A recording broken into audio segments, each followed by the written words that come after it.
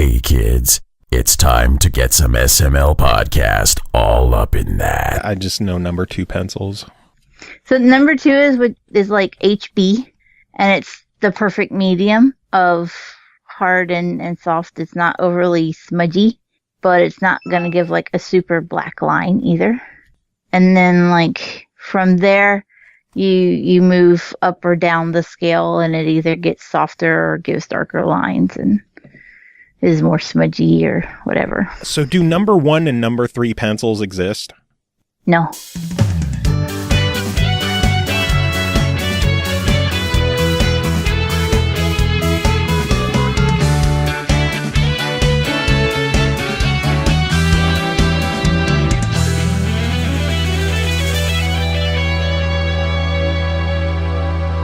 What's up, everyone? This is the SML Podcast. I am your host, Joe. Joining me as co-host this week, Cole Martin. Cole, how are you doing today? I'm pretty good. How are you? It's a Thursday. What are you going to do? It's not Friday, but it's not Wednesday. Yeah, just right in the middle. Yeah, right. It's a little more tolerable. Yeah. Anyway, we have a guest joining us today. A guest? I'm so good at like transitions and segues. From MegaCat Studios, James, is it James Deighan? Yep. Sweet, I got it. I didn't even check beforehand. James, how are you doing tonight, sir? Yeah, I'm doing good. It feels pretty Thursday for me too, but I feel good. Is your Thursday an okay Thursday? Can't complain. Now that it's November, did either of you do anything fun for Halloween? I don't have anything that stands out, but I did have Mario Odyssey available, so I think that was a good addition. Goddamn right it was.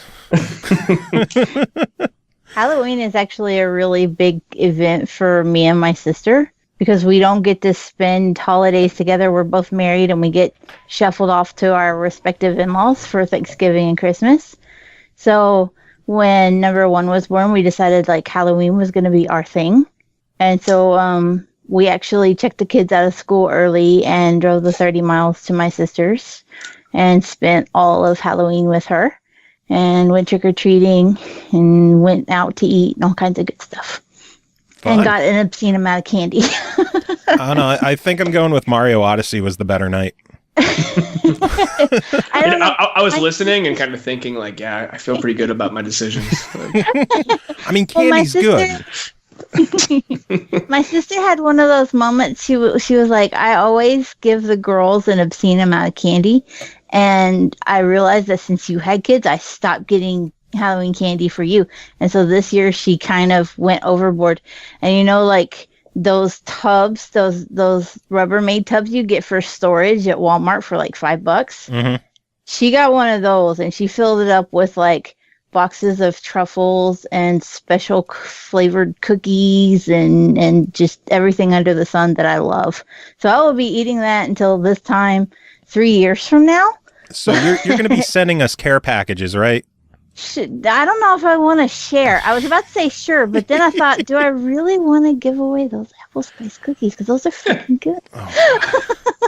I'm sure James has some good stuff to barter to like get some candy. I mean, I might trade for Mario Odyssey. I haven't played Mario in like forever. No, I'd stick with Mario. Anyway, James, you are here from MegaCat Studios. For the people who don't know what MegaCat Studios is and what you guys do, who are you and what do you do? So we're an indie dev company based out of Pittsburgh, PA, and we make games for old consoles and new. I think we're currently like most known for the old console stuff, since a lot of the newer gen dev has been contract work. But we have a few pretty exciting current gen PC and Xbox One, PS4, and Switch releases coming out in the next 6 months. Ooh, anything we may have heard of already? Everything we've been working on has been pretty mellowed out and quiet. I think the only one that we've had lots of playtime with publicly has been Logjammers for the PC. Ooh. That's a game that we originally made for the NES. That we finished the PC version a few months ago. Have been adding online multiplayer integration, Twitch integration, and we've taken it to some local events that we've attended, and a couple across the U.S. We had it set up at TwitchCon about 3 weeks ago, and then last week we won best overall game, best in show at GameCon in Atlantic City. Oh, well, congrats on that.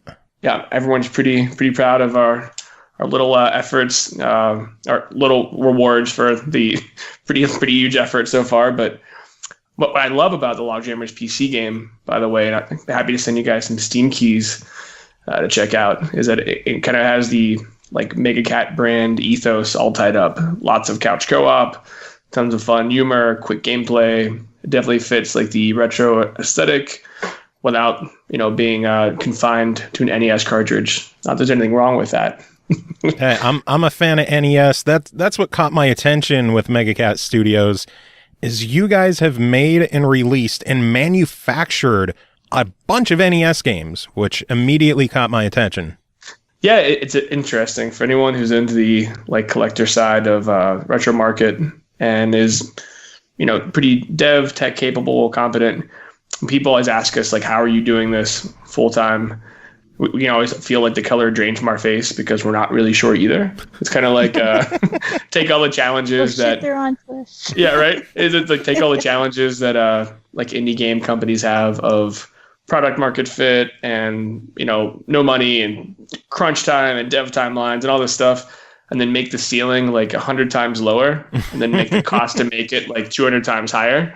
Okay. And we're like, all right, this is good. Let's stretch the hamstrings and start typing. Damn. So, how difficult. We all had a thing to say. Well, I was just saying that it's something anyone that does it because they love it, and I don't think anyone does it as a full-time like focus for their explicit business, just because it's not really sustainable. But we have a backlog of work. So the reason we've had so many games coming to a completion is a lot of these games have been in some kind of concept like halfway through dev phase for a few years. Mm. So like the constant throughput that we have right now is definitely going to come to a slowdown like halfway through 2018. And it'll be a much more curated focus because there'll be much more normal timeline start to finish. Most of these games are bare minimum 6 months of effort start to finish. And then midway through 2018 is when you guys will have too much time on your hands and everything devolves into drugs and hookers and the company crumbles. So that was actually 2016. We're still recovering from that.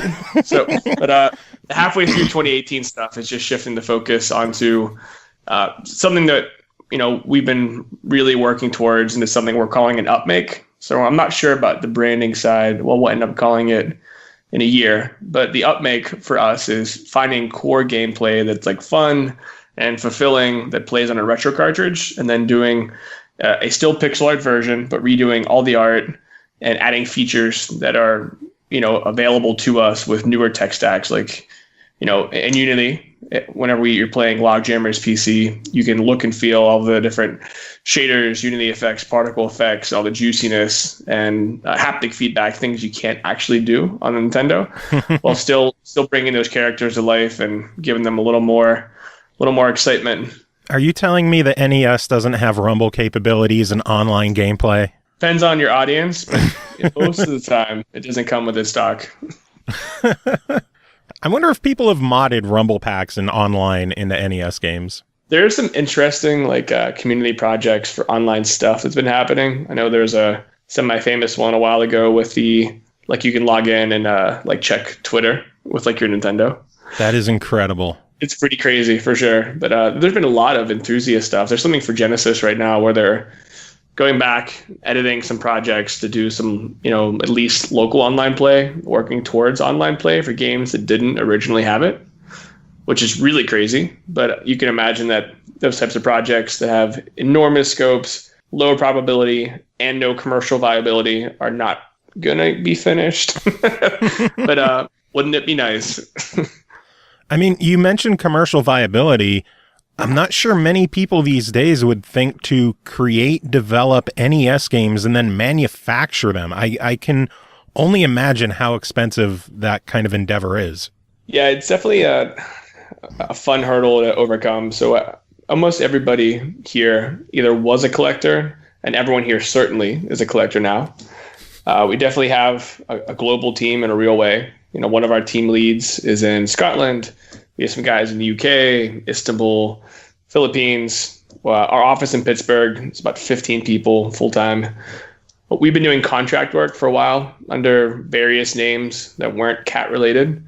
And I think anybody that's doing like art and dev and making video games at a certain point, they want to do something that gives them the fulfilling creative endeavor of seeing their own concept start to finish. So last year, we all had to sit down on during our company like New Year's Eve party and decided we'd start seeing through some of our own projects, do the whole startup thing. Here's what we have. Let's give up lots of contract work and open up the bandwidth of creating our own things and then building, the marketing infrastructure and release infrastructure and everything else. So we invested in some of our own plastic shell molds with a group.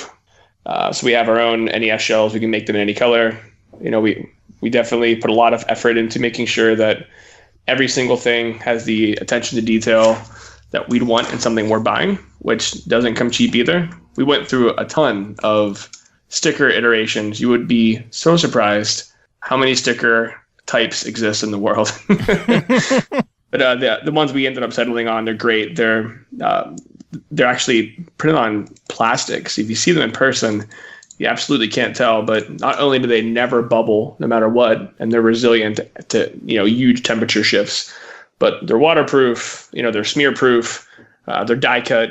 They're the same type of sticker you'd see on like a ketchup bottle in the refrigerator. So they can tolerate the spittle when somebody has to blow into the cartridge to get the dust out and make it work. These cartridges can tolerate group spittle. So get as many tiny mouths together as possible and give one communal exhale. And these labels will stand the test of time. Hey guys, the game's not working right. Everyone huddle up. Inhale. I can just see like one of these nerd fitness, group fitness exercise classes, just everyone grabbing an exercise ball and a cartridge and just going to work on it. That's a workout routine I could get behind. Just sitting on the ball, blowing into the cartridge. Yeah, this is burning calories. How do you get to a point where you decide when you've got a game and you look at it and you go, the best release for this is for the NES? Yeah, so because of the technical limitations of each console, after we create like the high level concept of wouldn't it be cool if we made a game where a mustache banana cop beats up tons of bad fruits and vegetables? And we're like, yeah, that's a good idea. And if it makes it past that, yeah, it's a good idea when we're sober stage, then we can start discussing, what the game features would be, what the kind of hallmark things in that genre were like on different consoles, what features they had, how we could improve on them. And then we work backwards from whatever type of limitations they have. So like on the NES, there's one of the hard limits is the horizontal scan light limitation. So the horizontal scan lines, if they have too many sprites, in motion, aside from slowdown and optimization problems, tons and tons of blinking, they kind of lose a little bit of the, I don't want to say immersive gameplay, but it kind of breaks up like the fun of the game if you have lots of slowdown and things like that. So when we're creating the design docs, we have to start from the beginning with like grid level granular detail on how we'll work technically with it. That's nuts. I don't think I would have that kind of patience. It's definitely interesting. We have three really awesome technical, capable, talented artists, and it's Andy, our first hire for art. He's been with me since we started, and then Harry and Frank, and they're killer at putting the puzzle together and making the games fun, more feature rich. And if you look at our first games we released and our games we're releasing now, you can see their continued evolution as artists, working and pushing the limits of the console. Is it hard to get yourselves to stay within the limitations of an NES, given how advanced consoles are these days, and be like, oh yeah, we can't do that in a system this old. It's just not capable of it. I think that's actually a driving force for people working within these limitations. I had a really cool quote about a week or two ago from Milos, one of our devs. So he's working on a Sega Genesis game that's kind of it's a roguelike with 90s moms. It's kind of like a dungeon crawler in the suburbs. But we're talking about the whole feature breakdown, all that stuff. And he had a pretty much spot on quote about, what I really like about this is the incredible masochistic efforts that are required to do the most basic thing. So not only can we take like a 2017, 10 years of gaming in between and what we learn and what's going on, but, really push things thematically in gaming, not just hardware wise, that could have been done, but, weren't a thing yet then. Same thing with the artists. I think everyone loves like the crazy ride of fitting as many things as possible in with unique variances. Like you take for granted like a foreground object. Well, in the NES, you're definitely either adjusting tons and tons of background swaps or adding sprites on sprites and sprites to get that same effect. That's totally taken for granted. If you can do it 30 minutes in Unity, it's probably a full day or more to do the same thing in NES retro dev. Oh, Lord. How do you guys handle game file sizes? Because, we're in an era where games are routinely 50 to 100 gig. And in the NES days, like if you look at ROM file sizes of NES games, they're under a meg for many of them. Yeah, it's just super optimizing anything, right? It's both the code being super refactored, and then the art assets being like heavily reused and utilized. If you look at, the character sheets and spreadsheets for some of the games we've worked on, instead of just changing, tons and tons of 96 sheets of the same character for the Unity version, for the NES version, they're sharing every possible thing they can. So we're saving as much space as possible. So you might have a shared neck across 20 enemies that is completely unseen in gameplay, but the artist took lots of effort to make sure they could, make that neck shared. Or like the trees in the clouds are the same, like in Mario Brothers. Yep. Yeah, for sure. I mean, Mario Brothers is still like a feat of strength that they fit that on such a small file size. Like the first Mario Brothers having as many levels that feel as unique as they do still is just mind-boggling to anybody. Have there been any moments where you guys have put something in a game and then after the fact sat down after all the work and been like, that might not have been worth it? Yeah, so we have a really kind of cool project management tool that happened because we kept doing that. And the project management tool sounds really silly, but we just create a table that has the feature listed in column 1. Column 2 is the expected development time, and then the next column is like the cool factor, and then the final column is a ratio. So if we look at the ratio and we see that there's a reasonable output compared to the cost it'll take versus what it'll bring to the game, then it'll make the final cut. But otherwise, I think that anybody who makes games is so enthusiastic when they start and then super enthusiastic when they finish. But like the defining the scope of work within the retro consoles before you start rolling forward with dev, because everything has to be planned out from the beginning. It is easily one of the hardest things, because it's easy to get in front of you when you get attached to some of these characters and some of the games, and not want to give up features that sound really freaking awesome, but are going to cost like weeks of like life and effort. And since we are doing this as like a full-time effort, we're a team of professionals that show up, and this is what we do all day long. And that definitely has its own kind of interesting, like sometimes overwhelming connotation of like, all right, I have to be a little bit reasonable here and still put every single, piece of effort and keystroke into this that I can. But is it really worth it to have 250 different hats for this ninja to wear? Like maybe 248. Yeah. Maybe give off 2 hats, keep those for next year. Maybe that's DLC. Maybe that's worthwhile DLC. DLC on the NES.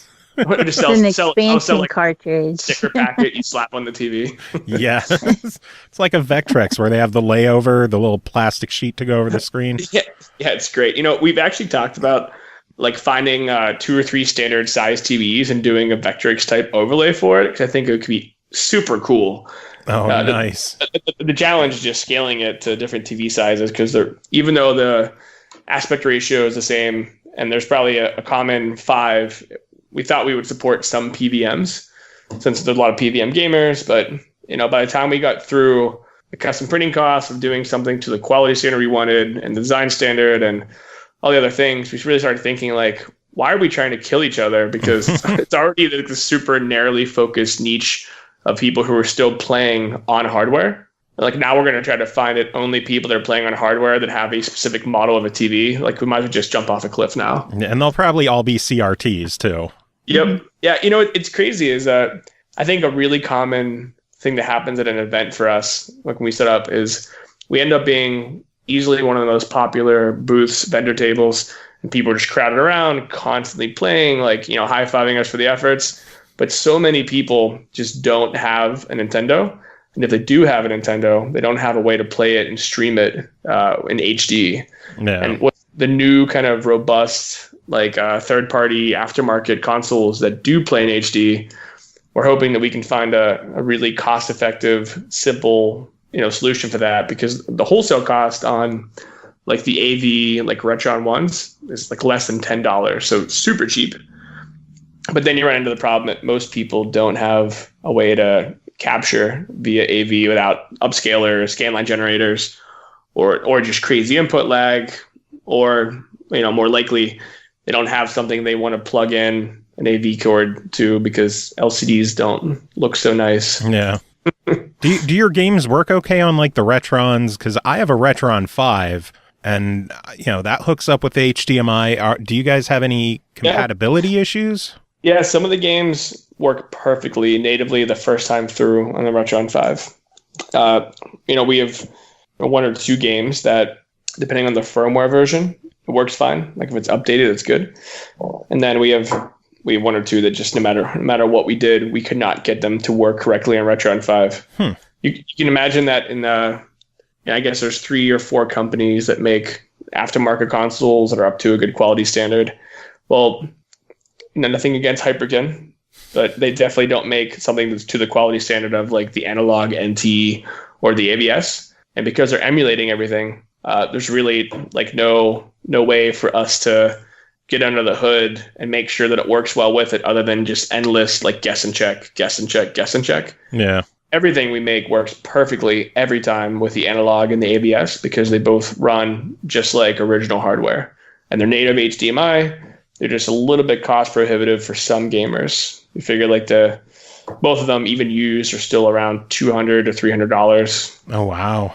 So you got to be pretty dedicated at that point, which our customer base is very loyal. We have something like a 80 or 90% return rate for repeat customers. Like if they come to the store, they keep supporting our projects, and that's the only way we're able to keep doing what we're doing. It's getting new customers. It's always a unique challenge because everybody loves these games. They love playing in the nostalgia of, you know, holding those controllers, sitting in the living room, elbowing their friend in the face. All those things, something they want to come back to, but somewhere between having the other tech to hook up the hardware and having the time, because we're all adults now, it ends up breaking down. So one of our long-term project investments is our own custom encrypted emulator that we'll be able to release a lot of these games on PC for. So it's something we're super excited about that we're going to start doing in December for the games we just released, actually. Oh, nice. Is there a way to also eventually get those on home consoles as well? Yeah, so we are official Nintendo, PlayStation, and Xbox developers. We have dev kits for them.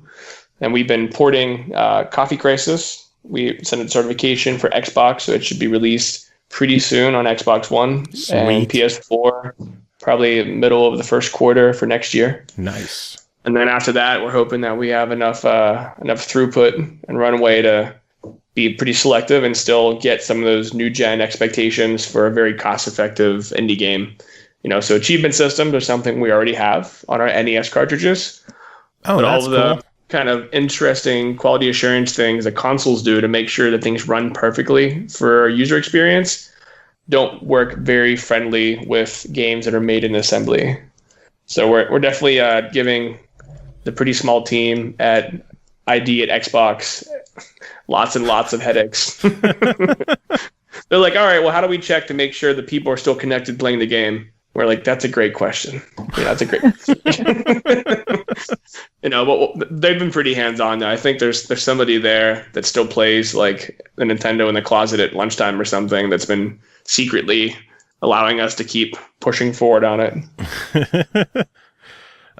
Who knows? Maybe everyone there just has an NES Classic hooked up, and they're like, you know, we need more.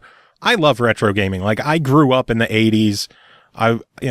NES was the first console I personally owned, so seeing new NES games coming out just makes my day. Yeah, me too. I mean, I support every homebrew project that I see come out. We try to avoid the word homebrew, not because I don't like it. It's just that, the amount of effort and time we put into them is definitely like a, commercial quality release that we think if you play our games and you play other NES games, it's something you can imagine having been officially released during the life cycle of that console. Yeah. To me, when I think homebrew, I think like a shitty knockoff of Pong or Snake. Yeah, for sure. And sometimes that's what our customers and friends think too. So we try to avoid using those kind of terms whenever we talk about our games. But I've been supporting every homebrew project that I see pop up for a decade. I can tell you that I have like 10 really bad puzzle games that I'll never play that I paid $50 a piece for just because I love supporting the community and I love like people making these new games. And you got to collect them all, right? Someone's got to do it.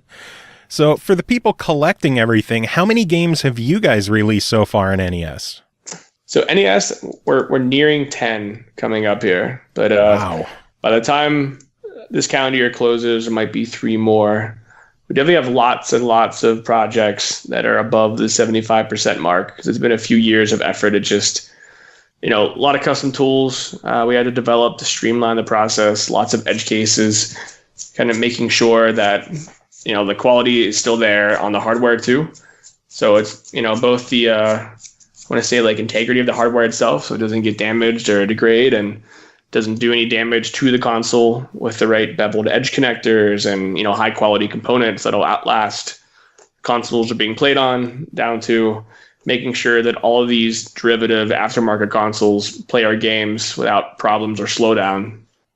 Damn, that sounds like so much work to do.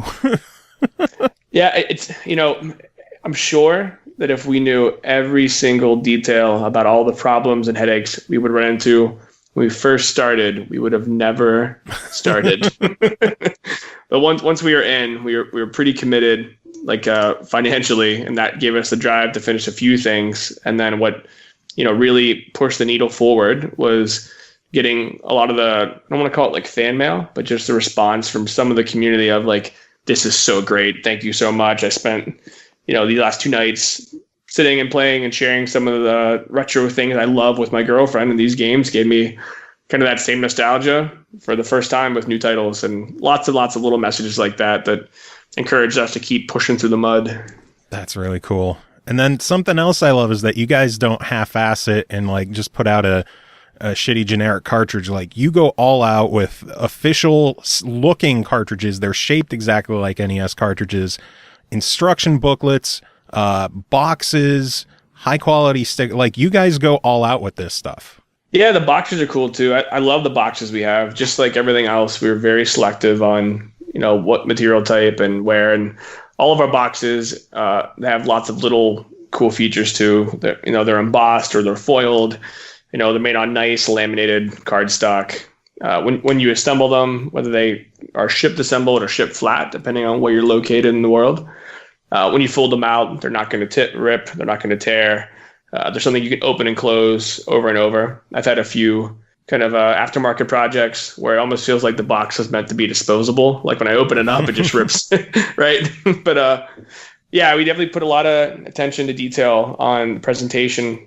I have a theory that somewhere around 25% of the people that buy our games just buy them to put on their shelf and enjoy that way. And it's like just as disheartening as it is fulfilling that they like them enough that if they did have time to game and didn't have 3 kids, a full-time job, and a ton of grass to cut, that they're buying our cartridges because they look just as cool as a collectible as they play.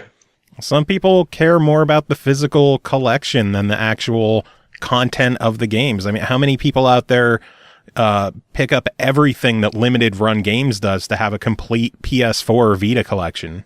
Yeah, that's true. And I appreciate that as someone who is a collector myself. I've always considered myself more of a player. And then as time went by, I had the thirst to finish some sets. And, once it starts, you just got to keep digging.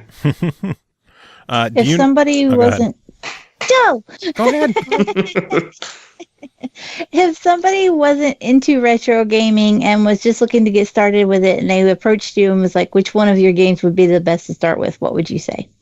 Well, first I have to ask them which console they grew up with and then which console they have now. Because I do think, having the first controller you played with, like in your hands, is like a very important part of, exercising your nostalgic muscles here. But for Genesis, it's definitely Coffee Crisis.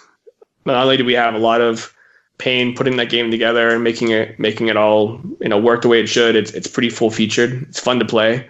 The turbocharged hits that we added with the last release is definitely fun. I think the storyline is funny. Like whenever I get to watch people play it at events or stream it, it generally goes over very favorably for people who are fans of that genre. And I think everybody likes a beat 'em up. For the Nintendo, it was log jammers at first, just because of the accessibility, like low barrier to understanding the controls. It's almost like a hyped up, graphically funny Pong with good character development. But people can pick it up, and very quickly you'll see two people playing it at a convention, just getting all those fun couch co-op things together. When they start getting super competitive, they're like hunching forward, holding the controllers pretty tight. And that's what prompted us to make the PC version and really get out make for it. But Log Jammers is definitely not the most exciting game that we have for the NES. It just fills that couch co-op void quite well. Creepy Brawlers that we just released is definitely the most feature-rich and dev-intensive game that we've released for the Nintendo. Speaking of that one, I've actually been looking at that one. You're talking about having cool collector stuff. The limited acrylic cartridge for that thing looks fucking crazy. Yeah, thanks. We definitely appreciate that. Everything like that takes a lot of time and effort, and we always wonder if it's going to be worth it until it actually gets released. But we've had a good response. That they sold out almost instantly. I think we added 5 more in stock. Oh wow!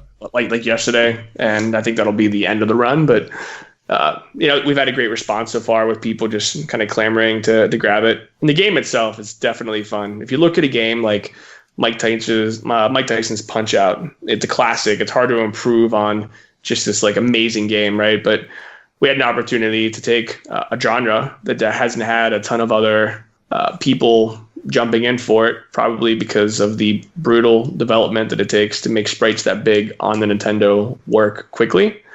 But it's, imagine if you played Punch Out that had counterattacks, an achievement system, enemy evolutions, and it's an all new game. So it's every single enemy is challenging in that game to a point where if you're a pro at Punch Out, you'll be able to play Creepy Brawlers. But I've watched a ton of Punch Out champs just buckle to the werewolf. Oh man, I'm so interested in that game now. And I swear, if the Xbox One X wasn't coming out on Tuesday, I would probably totally drop the $100 for that acrylic cartridge. That's why we pushed back our Kickstarter for Log Jammers. We were going to put it up about 2 weeks ago, and I was on a plane to TwitchCon, and we were talking to some of the guys there because we were going to put the Kickstarter up the next day. And the first 20 people I met, filled me in that it wasn't just Mario Odyssey coming out. It was like, the new Everything. Call of Duty. Yeah, the new Call of Duty, new Assassin's Creed, like Destiny 2. And by the time they finished the lineup, I'm thinking like, all right, we can already barely get the exposure we need on large press with this like indie apocalypse scenario and Steam Direct and all these other hurdles. Of course, this is like the worst time ever to release, put up a Kickstarter. And then like Kickstarter Japan just finished and all these other things. So we bumped it back a few weeks. We're going to put it up about halfway through November. So we have a little bit of runway and kind of combine it with like an anti-Black Friday campaign. Oh, that'd be cool. So fingers crossed. There's lots of funny zombie jokes and smack talking, and it's definitely fun to play in person, online, local. The Twitch integration is definitely very cool that we added in. So lots of interesting surprises, and anyone who has played and enjoyed the original Log Jammers, which is the first game that we sold above 200 copies for, we're doing like a kind of like a Log Jammers Redux as part of the Kickstarter, also adding some other features, trying to push the NES a little harder. Nice. So what are your plans with the Kickstarter? Do you have any kind of like really, really cool tiers planned? Any kind of special offers you guys are going to be doing? So the Twitch integration is definitely like a core feature for us. That it's the first time we've done it for sure, but we're doing a couple neat things for how the people watching the streamers play could really engage and be part of like the live interactive environment that is Twitch. That's definitely something that's unique to us and unique to other Twitch integrated games. The actual gameplay itself for Logjammer's PC, so far we've only had it set up at 3 events, but the 2 events that had contests, we won first place in each for what it's worth. They weren't international sized giant scale events, but we're pretty proud of the little impression that we get that if we set it up and people hold the controllers, they're always having fun and they're always telling their friends about it. And that's the important part, really. Yeah, I want to say that we're in business because we want to make money to stay in business, but we definitely are in business doing this because we just love it. I don't think there's a single person that works for us that couldn't update their resume and almost double their salary. I think that it's a pretty common thing with really talented video game devs that, enterprise applications like augmented reality, even gaming, pays so much more, and it's, widely available. People are clamoring around a lot of the VR, AR stuff right now, but people that stick it to the indie gaming side and really stay focused on it, it's because they find it personally fulfilling just as much as, that gap that might exist in their paycheck. But, that said, I don't think there's anybody that has played Logjammer's at any of our events so far that hasn't like audibly responded, giggling, laughing, poking their friend, taking pictures. So there's lots of attention to detail with, character design, the writing, just lots of little features with the juice. It's definitely a game that I think has a pretty broad scope of people that will enjoy it, and it kind of meets all of the retro things that we love. So have you guys caused any fights having it at conventions? Any fist fights break out because of your game? Yeah, one of the events that we set up at Replay FX, which is a pinball convention, they do have alcohol there. Oh God! So I did get to watch my first dad on dad fight at our booth, which I look at that as a win. If the game is like that close and couch co-op and that engaging for people, that a little bit of alcohol can end a friendship, I feel like we're doing what Mario Party wants to do still. Nice. It's always good to have a game that destroys friendships. I have to agree. Really is. What's the best story you have from a convention?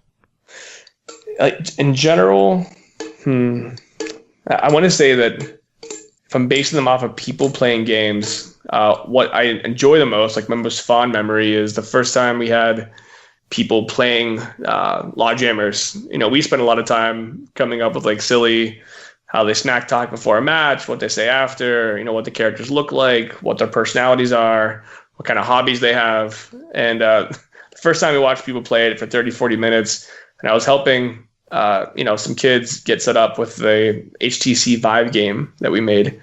And they're, I'm giving them some hands-on instruction how to use the controls. I can hear the 2 guys behind us, using the characters' names and talking about them and describing them and kind of, just really remembering every piece of them. Definitely an interesting feeling seeing the characters come to life and other people enjoy them when it really feels like a lot of inside jokes. Inside jokes are the best jokes.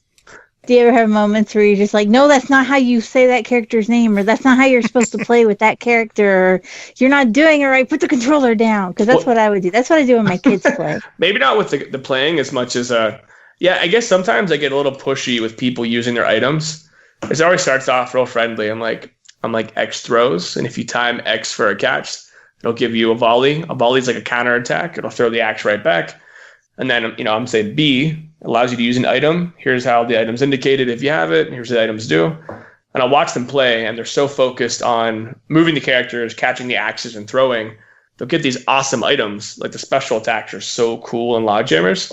And they'll just have these stars swirling around their character's head, just sitting on these awesome specials. I will start really casually, hit B when you get the axe back. Or, you're going to want to hit B. Okay, you're the skeleton. You're going to want to hit B. If you don't hit B, I'm going to unplug the controller. It does escalate, right? But I will most fucking of the time, cut you.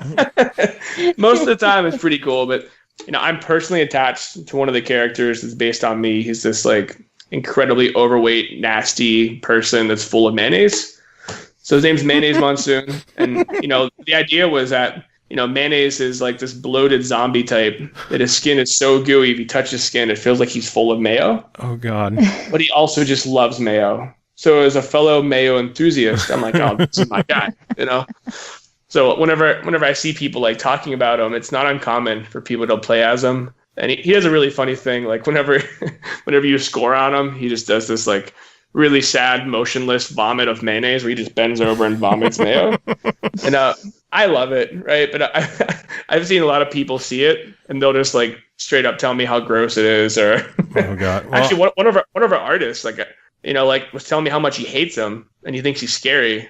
I'm thinking like, you son of a bitch, like that's my like spirit character, It's my spirit zombie. Yeah, come on, man. It's a slap to the condiment face. Is he just a mayonnaise hater or what? Yeah, who knows? At the deepest level, eventually, once we're able to afford like normal things like insurance, he's getting therapy first because mayonnaise is like a contributor pillar of the community. He's like a good politician. He does good for the children. Like the only thing he does that's gross is vomit mayonnaise. Some people are just racist, man. Racist against the mayo zombies. That's just how it is. What are you gonna do? I don't know. I wouldn't wait and get him therapy. I'd just fucking fire him. It's funny you said that because everybody makes it like a core focus to record him on Slack calls, like baiting him in to say negative things about Mayo, and just pound me directly. They're like, "Can you believe what Harry said about Mayo?" And I always start off like, I'm like, oh yeah, they're baiting me. And I like listen to it. I'm thinking like, that son of a bitch. This is the last time he's going to shit talk me like that. Get away with it. That's amazing. Did you save any of the voice clips? I do have some of the voice clips actually. Oh my God. You have to send one over so I can include it in the episode. I definitely will. It's one of these things where like, I just figured at some point, whenever we have like an employee review, it would be really funny to save those and just include it. Well, we all know it's your review time, and I just want to get your thoughts on this audio clip. Mayonnaise is fucking disgusting. Yeah, exactly. Like I've already confronted them directly about it so many times. It's surprising to me that he keeps mayonnaise bashing my guy, but man, he must be just as dedicated to the anti-campaign as I am about spreading the joy of mayo. Some people, man. Maybe he's a ketchup person. He's one of our first artists we hired too. He's super talented and really hands-on. So I imagine it would sound something like this. Like, Harry, you're a great artist. You've grown with the team as we've grown. I loved everything you did, but this is your last day working here. Like every day I've been moving this really nasty votive calendar of packets of mayo over, looking for this big red star that says this is where Harry ends. You just have to like start leaving trails of mayo packets around. Yeah, exactly. Yeah, right. It's like every day I empty out my pockets and it's like keys, change, some empty mayo packets with like X's over them. Oh God. On his final day, if he's ever leaving the company to move on to bigger and better things or bigger and worse things, whatever, just get like a Gatorade cooler filled with mayo and like celebrate his final day. Yeah, I actually love the idea of like just dunking mayo on him. He's actually coming to the US for one of our conventions we're doing in the spring, MagFest, easily my favorite. Fuck yeah, MagFest. Sorry, that was loud. So I hope if you guys are there, you come over and say hi to us. I will be there, absolutely. I have been to every MagFest, so I will be there. So we are definitely there too, and this year we have some really fun stuff that we're going to unveil live at MagFest. But Sweet. Harry's coming and visiting from Scotland. So maybe this is the catalyst I needed to just make that mayonnaise vat happen so I can just dump it on him at MagFest. Hell yeah, man. I'll buy a jar of mayo and bring it with me. Get like little martini glasses and make like mayo martinis and be like, it's time to celebrate, and then hand him one and see watch his face. Oh my God, rent out a dunk tank and fill it with mayo and just have that at your booth at MagFest. You're just pitching things that I'm already going to do anyway that just happen to fit. Oh my God, Dark Mika in chat said Miracle Whip is better than mayo. What the fuck is wrong with you? Is there a way to kick people from chat? I kind of want to after that. I mean, Miracle Whip has its place. It's just no, it doesn't. It's a subpar condiment. Like I feel like it's probably really popular at like loser groups and things like that. Oh my God. No, Miracle Whip does not have a place anywhere. That is the nastiest thing I've ever had. No, as I said that, I could feel my stomach turning. I'm like, oh, man. Oh man. Just to fuck with Harry, like turn the zombie into a Miracle Whip zombie for a day. Joe, I'm so serious about the anti-Harry campaign from hurting my guy Mayo that I just sent you via email one of the recordings, the piece of evidence. That is awesome. I'm playing that at the end of the episode. Like after all the music, that's going to be there. So oh man. So before we wrap things up with you, I did want to know, you said that you've had a lot of repeat customers. How many customers have bought all of your games and have the full collection? That's a great question. Definitely something in the maybe 50 people range. Oh, wow. Yeah, I think we have that dedicated core that, like me, they probably buy every game that comes out that looks like they want to play it because there just aren't enough, right? And we scratch that itch a way that other people, maybe don't want to or can't. Damn. So it's no different than, I guess, look at it like this. A launch release package for a console might have your 5 or 10 games on it. Well, every year, if you buy 5 games for your current favorite console, you're doing yourself a small service, and there aren't 5 commercial quality games coming out for the Nintendo except for us. And there is another group that does awesome stuff called Retrotainment. They did the Haunted Halloween games, so they have some really neat stuff too. Nice. People only get 5 games a year? Yeah, well, I'm talking about baseline, right? There's a floor and there's a ceiling, so we got to keep this together, Cole. You can't just go right in.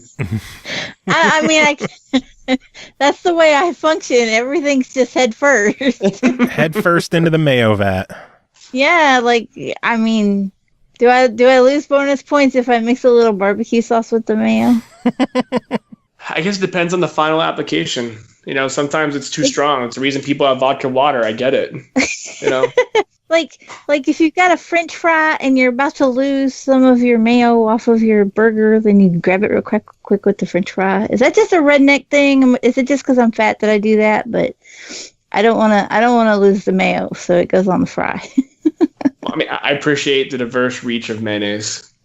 Fries and mayo are awesome. I don't care what anyone says. I had one of my good friends came in from the Netherlands a couple of years ago, and before him, I never would have thought of fries and mayo, but like crinkle cut fries with mayonnaise are the best thing in the world. Yeah. I liked it. Like I said, I like to add a little bit of barbecue sauce, but you got to be careful. You can't mix it. That's gross. It's got to be like swirled, and then it's good. If you mix it, it just fucks up everything. It's just that color swirl in the middle. Yeah, it's just condiment mud, and ain't nobody likes that. Condiment mud with the mayo base. And then I think Carnage in the chat is actually trying to solicit a game idea because he said Super Mayo Odyssey. You know what? You're going to have a hard time getting me not to bite on a mayo-themed anything. Would that cause Harry to just walk out of the company if you made a game centered completely around mayo? Honestly, he's already on edge with the whole mayonnaise thing because, he's my primary Slack avatar. Like, the reason I use Slack is just to send mayo avatars to people over and over. Like, there's only 2 or 3 emojis I'll use, and they're all, like, mayo variants. So there's not going to be a day that he doesn't live the mayo I need him to live. I just don't know how much tolerance he can have left with hate that strong. Oh, my Lord. You guys are amazing. I think it's fear. I think he doesn't talk about it, but I'm pretty sure he just looks at mayo. When he closes his eyes, you can just feel like the claustrophobia of this overwhelming condiment zombie genitalia mix. Oh man! Last week on the show we had our Halloween contest where people had to mail in their worst nightmares they've ever had. I would have loved to hear his. Yeah, me too. I was running down a hallway and behind me there was a monster chasing me. I didn't know what it was, but I could just smell mayonnaise, and it was Hellman's. I knew it was Hellman's. Yeah, right. I could just taste the rich deliciousness and creaminess of that mayonnaise. And it turned immediately from a nightmare into a fantasy. And then I woke up happy and refreshed for my day. Oh, man. We could talk forever about mayo. Seriously, like when it comes to mayonnaise for me, nothing beats a fresh jar where it's like still kind of clumpy instead of the end of the jar where it's like all kind of like, I don't know, not liquidy, but like it's not the same. You know what? We're gonna have to follow up like after via email, because I have like a whole lifestyle of like different types of homemade mayo using an immersion blender. Like my wife has changed my entire life the last year. Like we refer to it at home as fat sauce, but it's really just mayo variants. It's like mayo plus different seasonings, but it's like it fits anything. Like you can put it on like eggs, burgers, quinoa, slaw. Like it doesn't matter if it's good, bad for you. There's always a spot for a mayo variant. Carnage. So it was not a nightmare. It was a wet dream, a very wet, creamy dream. You said it. I was thinking it. We're that much closer together now. Oh, my God. I was going to suggest that possibly needed a towel, but I was trying to be a little polite. Oh, my Lord. Oh, well, James, I know you've been on for a while. Was there anything that you wanted to talk about, non-Mayo related, that we didn't already bring up? I feel like I already exceeded my expectation for what I wanted to talk about, but my intention was to just say hi to the Joe and Cool, viewers. If you're into retro games, check out Mega Cat Studios. We just released 3 awesome NES games. One of them is a chiptune album with a pachinko game and tons of awesome dancing Pumpkin Man animations. So we actually collaborated with them and set up a killer dancing Pumpkin Man dancing really well with some like very, I want to say, labor intensive rotoscoping for the NES. And then we have Creepy Brawlers, which we touch base on. If you like Punch Out, you're going to love Creepy Brawlers. And then Justice Duel, which is a 4-player couch co-op game. Less than 1% of the NES library worked with the 4 score. So we support that natively. And you get to ride mech eagles as different dead presidents. So you can think of it as Joust meets Towerfall. You move like Joust, but there's missiles and bombs and bear traps and lots of other cool stuff. Nice. The music video one, is that the Creeping It Real? Yeah, Creeping It Real. That one caught my attention because Danimal's on it. Yeah, all the tracks in there are so good. Like Danimal's tracks were awesome. Mitch Foster, our like primary sound guy. Mitch is so good at chiptunes now, from just like pushing himself every week for like a solid 2 years. And I just love Halloween. Like we were talking earlier on the podcast about, our favorite holidays, why we like Halloween. And I just love everything about Halloween, from the music to the costumes and, memories of getting together with friends.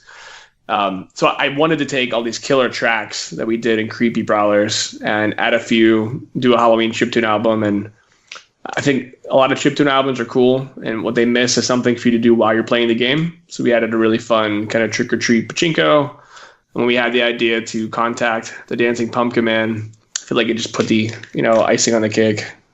Nice. That's awesome. I'm pretty sure we're the only person to ever consider licensing the Dancing Pumpkin Man, but I don't regret it at all. How do you go about licensing that? Yeah, I guess one email at a time. Oh, man. Well, James, it was a pleasure having you on the show. You've definitely got to come back sometime just to talk about more NES stuff and obviously more mayonnaise. If mayonnaise is there, you can count me in. So where can people keep up to date with you and everything you're doing? It's on the website, bottom of the page in the footer, megacatstudios.com. You can subscribe to the newsletter. I promise not to spam you. We send them out once a month. Game updates are in the blog. If you want to see some of the PC stuff we have happening, stay tuned for the main page. Lawjammers will be up on Kickstarter in the next 2 weeks. And I'm sure we'll be retweeting that out when the Kickstarter goes up. Much appreciated. And if anybody wants to do some testing, I'll give you some free Steam keys. And you can just email our info@megacatstudios.com email address. Sounds good. Okay. Thanks again. Right. Well, James, thanks again for coming on, and you have yourself a good night. You too. Adios. Oh, that was fun. That was ridiculous, too. Mayo. See, who knew that was going to devolve into mayo? I love when interviews do that. I love when things just go insane. Those are my favorite kind of interviews. You know, up until we found out that Dark Mika is a Miracle Whip fan. Fuck that. No more reviews for Mika. God, that's so gross. That is so friggin' gross. Anyway, plenty more stuff to do this episode. News, a lot of news came out this week. Where the hell do we even start? There's so much. Let's see. Looking at my list. I guess go and I'll fill in the gaps. I guess the biggest news of the week is that the PlayStation Plus lineup for November was announced. PlayStation 3 is getting R-Type Dimensions and Ragdoll Kung Fu. Interesting. PlayStation Vita is getting Broken Sword 5 Episodes 1 and 2 and Dungeon Punks, which is also cross-buy with the PS4. I know I enjoyed Dungeon Punks. So Wait. Did you say PlayStation 3? Yeah. They're still releasing games for the PlayStation 3? For PlayStation Plus. They're the free games for a month. Yeah. Oh, okay. Yeah. I got confused. I was like, the fuck just happened there? You were talking about new releases. No, PlayStation Plus. It's like games with gold, but on PlayStation. My brain is Mayo. Pretty much.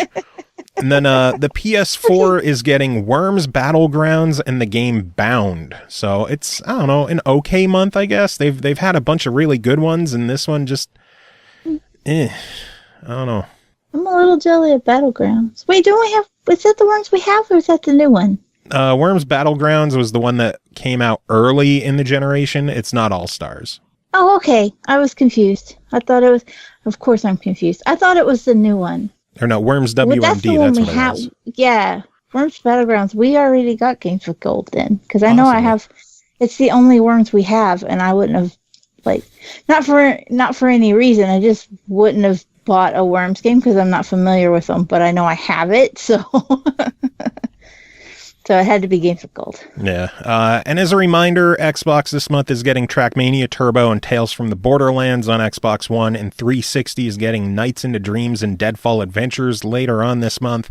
So, I don't know, overall, I think it's a fairly even month. PS4 or PlayStation owners get the usual 2 more games, but I think overall the 4 we got are better. I think our 4 are better than their 6. Well, Trackmania Turbo is definitely newer. Yeah. As far as releases go, I think I was surprised by that one, just because it's not that old of a game. Yeah, I'm a fan of Trackmania not necessarily. I haven't played it yet. I did install it, but I haven't played it yet, because I had 7,413 reviews to do. But but I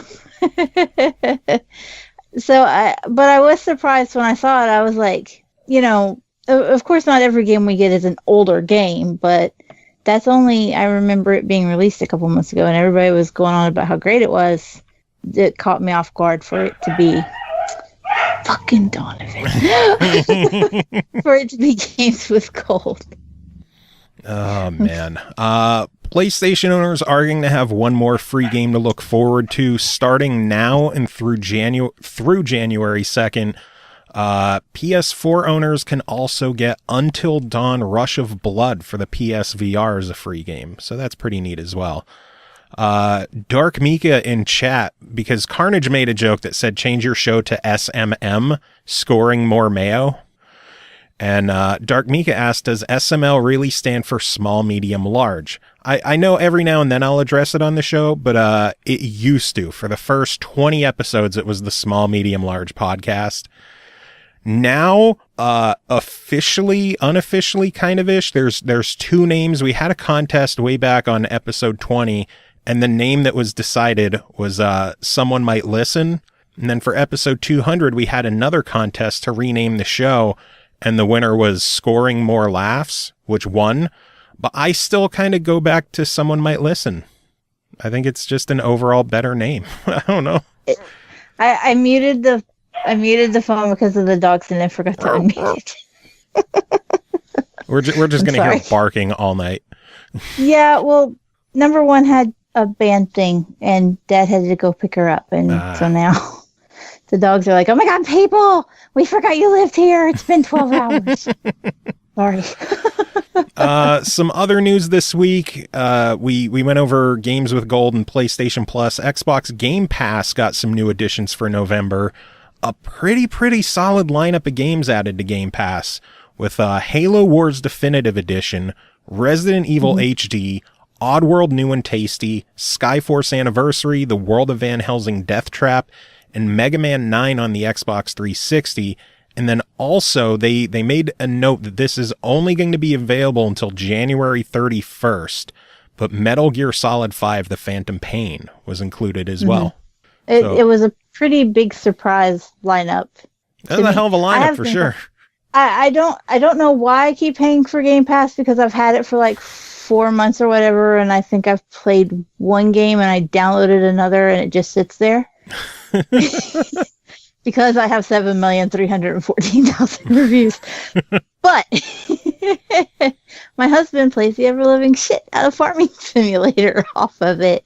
And so we just keep paying for it because he loves Farming Simulator, and I probably should have just bought Farming Simulator. I mean, it's been on sale a bunch. I know it. And the terrible part is it's 15 because he has 17. He owns 17, but he's been playing 15 because it's on Game Pass. And he completed it on the 360, so he wants to complete it again. Oh, God. And husbands. Anyway. But I was surprised to see Metal Gear, because that's a game that he would play. And I have 7,314,000 games to review, but they're not typically the kind of games he plays, with the exception of 2 this week. So he tends to just like look through all 600 of our games and be like, oh, I have nothing to play. So he was a little excited because he was like, oh, I can finally play The Phantom Pain, which I've wanted for ever since it came out. And I've just been like, I'm not going to buy that. We have 600 games. Play something else. So he's happy to finally install that and play it. Nice. It'll be a break from hearing the tractor sounds. I don't know. He could just go back to hunting. I've been playing the shit out of hunting. Nice. He doesn't get to play it because I'm playing it when I'm not doing 7 million reviews. Oh, God. Speaking of hunting, did you grab Big Buck Hunter on sale this week for $5? No, but I did see it, and the sale's not over yet. If he sees it, I'm screwed. God.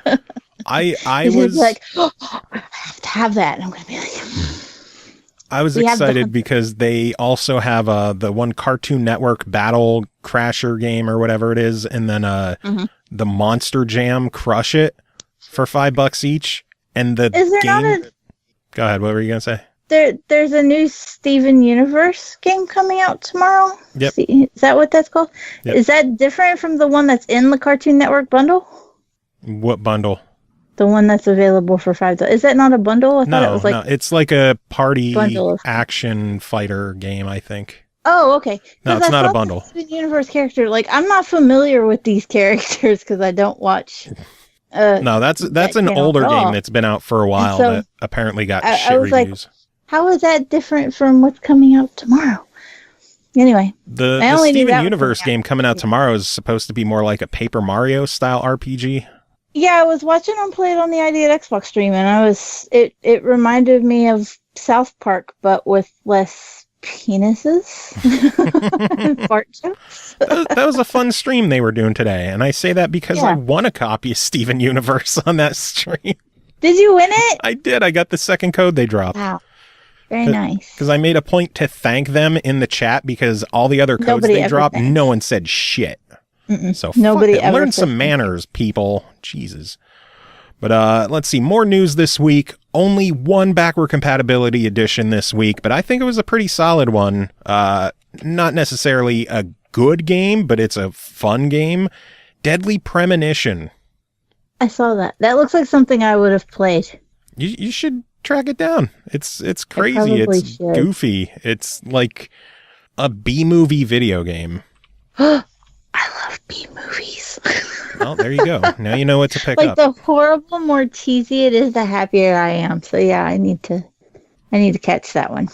You might have to try tracking it down at GameStop. Amazingly, they did not jack the price up yet. It is still only $10 there.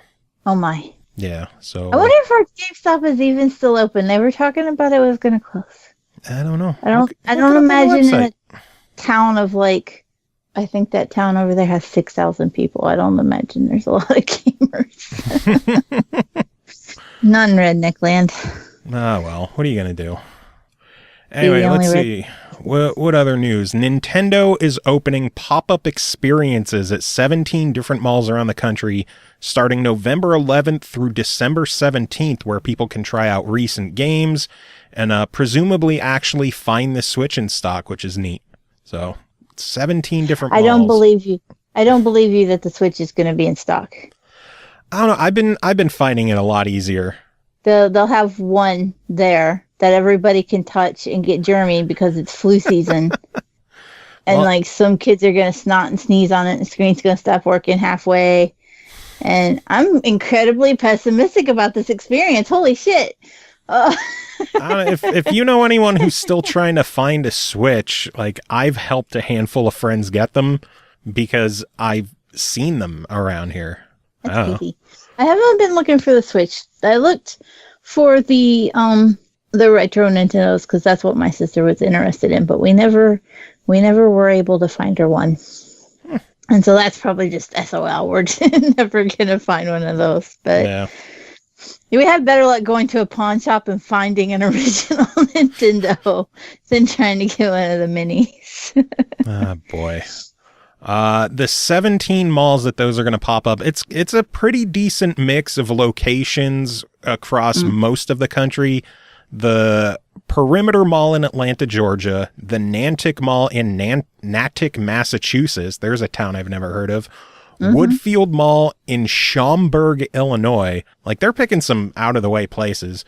The Parks Mall in Arlington, Texas. Flatiron Crossing in Broomfield, Colorado. Memorial City Mall in Houston.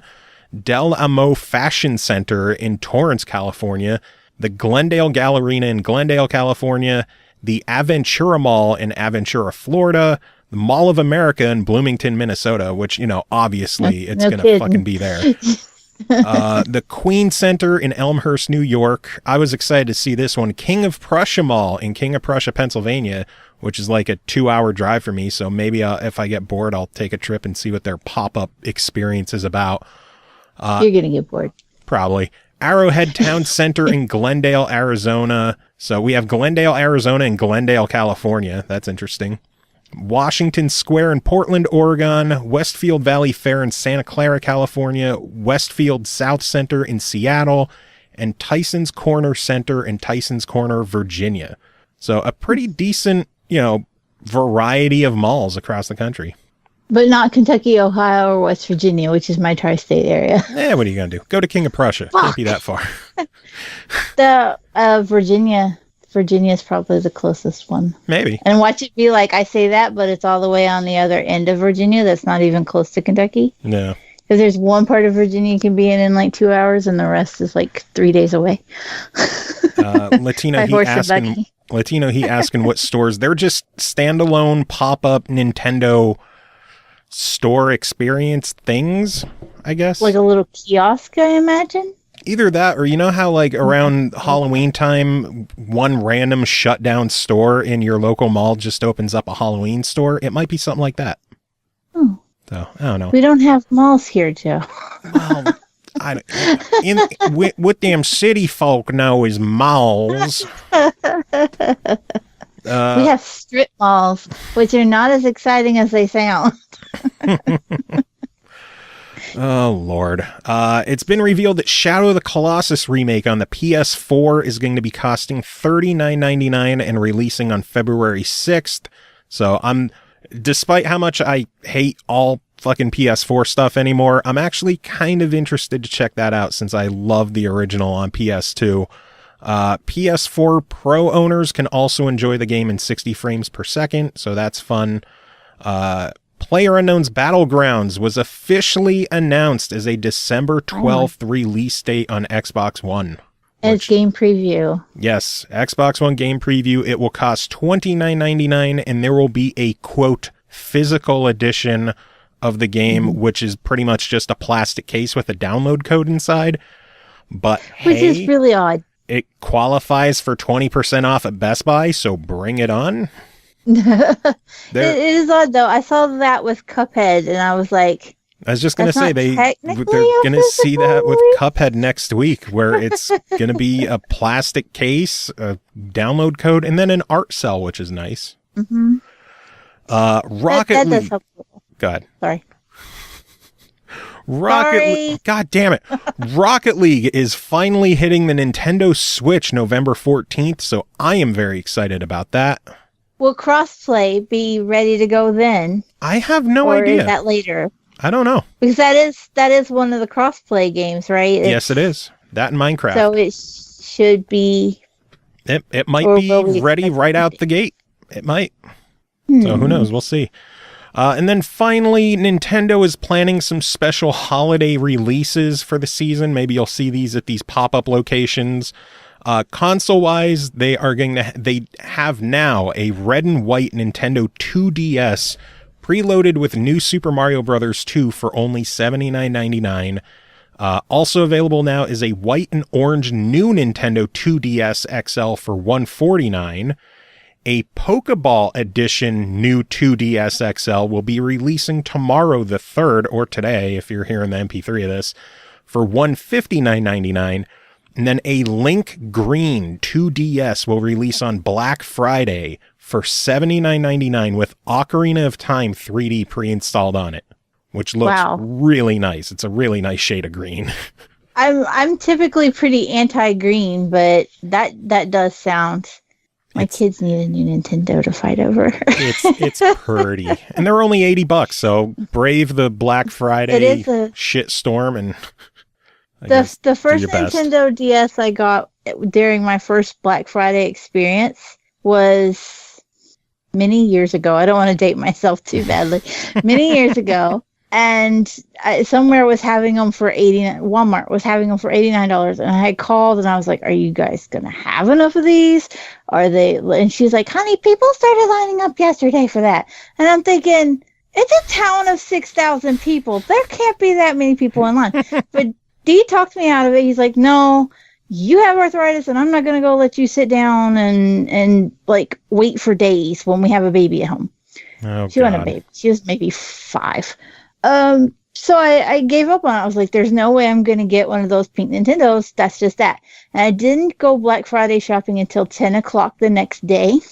And as I was walking through the store, they come over the intercom and they're like, "We still have tickets for the pink Nintendo DS, and they are available at the paint counter."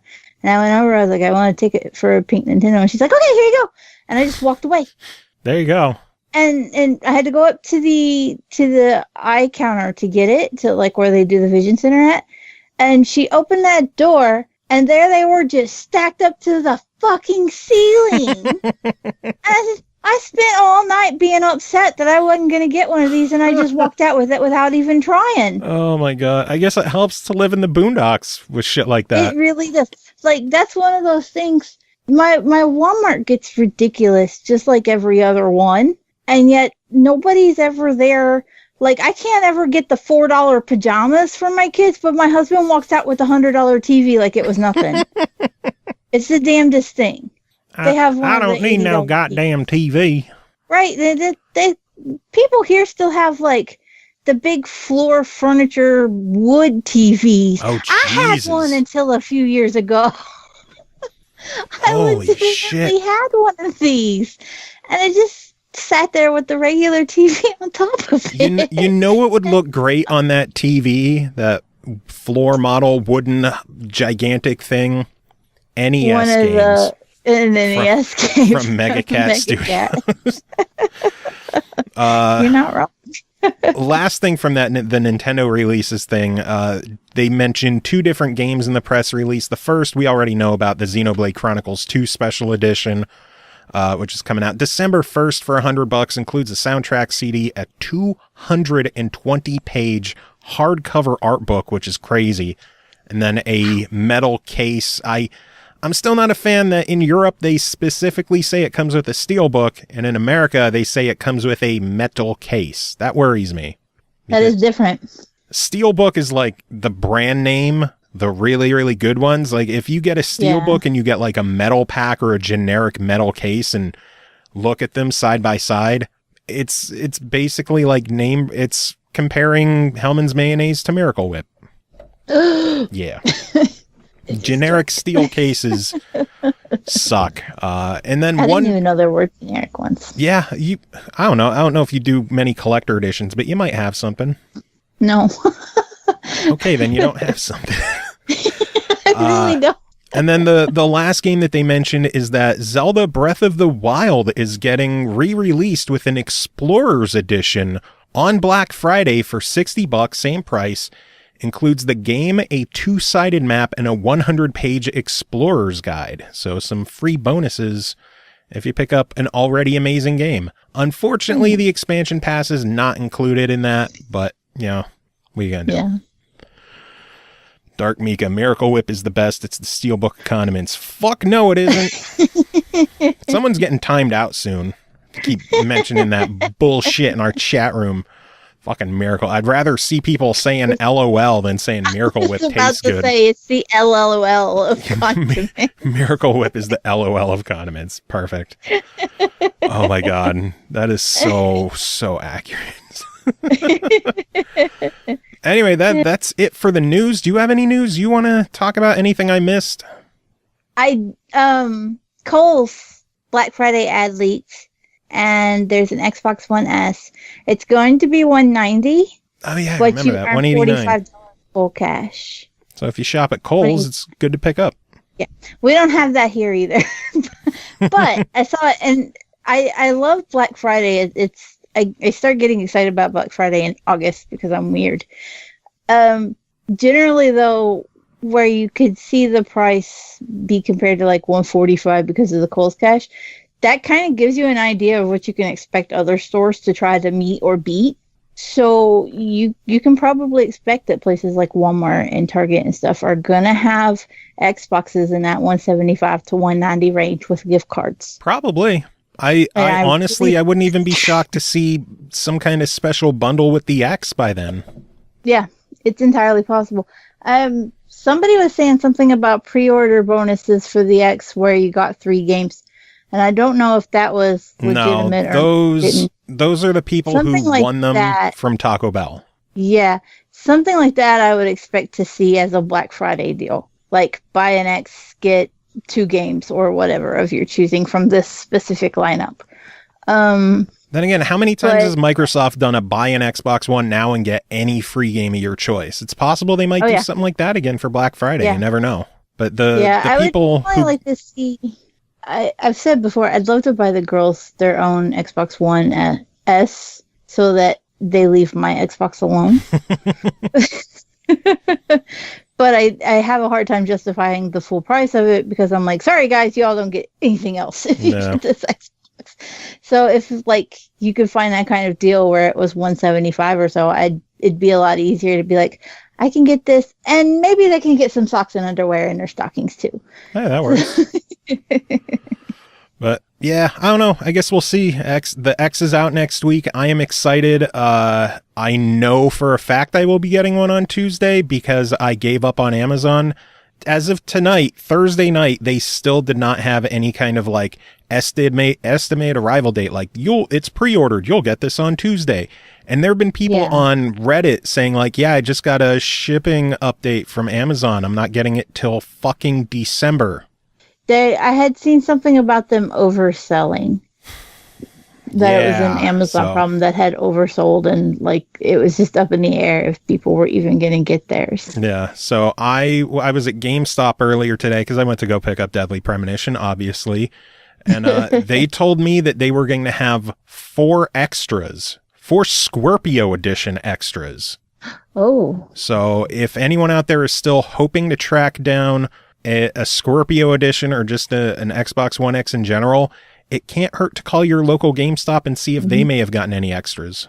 No guarantee that they did, but you know, it's possible. Some of the more high traffic stores might have gotten an extra case or 2 of systems. I think there's 2 in a case, and they said they had 2 extra boxes come in. So I'm taking care of that. That's all I care about. I will be mercilessly trying to win one. Nice. Well, you should have ate more Taco Bell. I did eat Taco Bell a couple of times just to I typically only eat Taco Bell once every 3 or 4 months or so. And I think I ate like a year's worth of Taco Bell for me during that span. And I did not win. And it was funny, too, because I'd set an alarm to wake me up. So I was putting in the codes at like absurd hours when there would be less traffic. Still didn't win. I was like, fuck everything. I could have just slept. Yeah, I didn't win either. What are you going to do? Try to win from other sources. Now, I know what we're going to do. We're going to do some reviews because we got plenty of games to talk about tonight. Are you ready for these?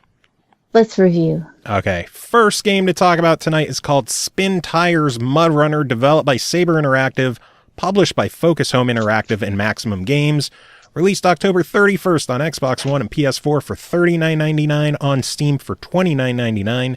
Spintires MudRunner is the ultimate version of the million-seller indie hit Spintires. Like Spintires before it, MudRunner puts players in the driver's seat and dares them to take charge of incredible all-terrain vehicles venturing across extreme landscapes with only a map and a compass as guides. Cole, what is Spintires MudRunner? I am incredibly surprised this game had such a successful run. Not because it's bad or anything, but just because it seems like such a niche game genre. Mm-hmm. Like, my husband is all about this kind of shit. The games that are logging and farming and, you know, cutting trees and moving around wood, for whatever reason, that's just his thing. And so I think he's weird, and I don't think other people play these games. And then I go to do research on this one, and it's like, oh, it was, you know, wisely successful. And I'm like, what are these people? Who is playing this game? Not just my husband. So it, like I said, it is a logging simulator. And when I use the term simulator, I mean, this is a simulator. Every way that the vehicles move around the environment affects the environment. And you can't just take the same path because you will bury yourself up to the axles. You will get stuck. You will need a winch. You will fail with the winch. You will make the mud worse, and then you'll have to embarrass yourself and call for a rescue. That's MudRunners. That was my experience with MudRunners, and it was not good. Okay, what was Dee's experience with MudRunners? Who is much better at these kind of games, thoroughly enjoyed it. He knew what he was doing. At first, I didn't have the problem that he had with overcorrecting the vehicles while trying to maneuver through the forest. Like, for some reason, I was just able to stay on the paths and be fine. And he was struggling a lot to overcorrect initially, and he wasn't really enjoying himself. And then it just kind of caught on to him that, hey, I actually drove these vehicles in real life, and I know better than this. And then he did fine. Because the kind of, these are, the vehicles in MudRunners are military-style vehicles. So, I mean, we're talking, you know, all-wheel drive and no power steering and just these are tough vehicles to maneuver in good circumstances, and especially when you're in a game that has put so much realism and attention to detail in the mud physics. If you're not careful, you will find yourself overly frustrated until you really manage to learn how to maneuver it. Thankfully, the tutorial is short and doesn't really tell you a whole lot except for the very, very basics of, like, this is how you lock your differential, this is how you change gears, this is how you use the winch, good luck. Thankfully, there's a challenge mode. Challenge mode is more of an advanced tutorial and actually helps you learn how to maneuver around and how to get yourself out of the situations where you will inevitably be stuck up to the mud in your axles. Like me. And D did it too. I didn't fail all on my own. He messed up too. The goal is basically to deliver loads of lumber, the trees that have been cut for lumber. So you want to move these logs. The larger your log size, the more points you get for it. And when you make a successful delivery, you can then use your points to unlock additional lumber mills and garages and things around the world. These are insanely large worlds to maneuver around as well. And like I said, everything you do leaves a permanent mark. So it's constantly changing based on the types of equipment that you have used. That's and really cool. How well you maneuvered around it. Like I said, the attention to detail in it is just absolutely amazing. And you really, there's a free play mode, there's a career mode, but you really don't want to jump into anything until you've mastered the challenge mode, because then you know that, whatever you get stuck in, you can get your way out of, and you're less likely to have to get rescued. There's a lot of micromanaging, not just how you load your vehicle and not just how you move it around or what type of vehicle you use, but also even just watching things like whether or not you're using your differential, whether or not you have enough fuel to make the trip that you're going to attempt. You can get stuck in the middle of the woods and be out of gas, and it's a bad thing. Oh, God. And you will be penalized for having to be rescued and taken back to a garage. Ask me how I know. How do you know? Because my bitch ass got stuck. Shocking revelation. I did not see that answer coming. That's a Shyamalan twist. Right? But it is very simulation heavy, and it is niche, but it's incredibly well done. I was gonna say, I've seen like nothing but good coming from people talking about this game, except for the people who went into this thinking this was like an off-road racing game. Yeah, which is what I thought at first, and then I watched David play it, and I was just like, what did I get myself into? He was thrilled. Once he figured it out, he was thrilled, and I'm just like, I thought this was going to be like, I heard MudRunners, and I thought four-wheelers and dirt bikes, and my redneck came out. I didn't know. So this is a game for fans of stuff like Farm Simulator, not for people looking for Baja Off-Road HD. Yeah, you're not Forza Horizoning your way through this forest. It is slow and it's meticulous, and there's a lot of strategy and planning involved. Nice. So for $40, your verdict? I give it a solid try it. It's really good, but it is a niche type game, and it's not going to be for everybody. Totally makes sense. All right, next game to talk about is called God of Light Remastered, developed and published by Playmous. It released October 20th on Xbox One for $9.99, hitting Steam November 8th. Join Shiny on his way to saving the universe from the impending darkness. Your goal is to explore game levels, seek for game objects that reflect, split, combine, paint, and bend and teleport rays of light energy to activate the sources of life and bring light back to the universe. Featuring a remastered soundtrack by electronic music icon Uncle. This is pretty much a light-reflecting puzzle game where you are Shiny and you emit a beam of light, and you have to eventually get your beam of light to cross over 3 different crystals and then hit like a final gate, target, ending, goal-looking thing. And, it starts off easy enough where you'll reflect it off a mirror and then it hits the target and then, hey, you're all done. You move on. Things get a lot more complicated and complex as it goes with branching paths. You're going to have to eventually be able to move and rotate mirrors. You're going to have to, there's mirrors that slide up and down. You're going to have to activate crystals to open doors, to shine your light through other doors, to move other things. The game picks up really quick, but it's a really, really fun game because it's always keeping you thinking. You get rated based on how many of the crystals you collect at the end of the stage.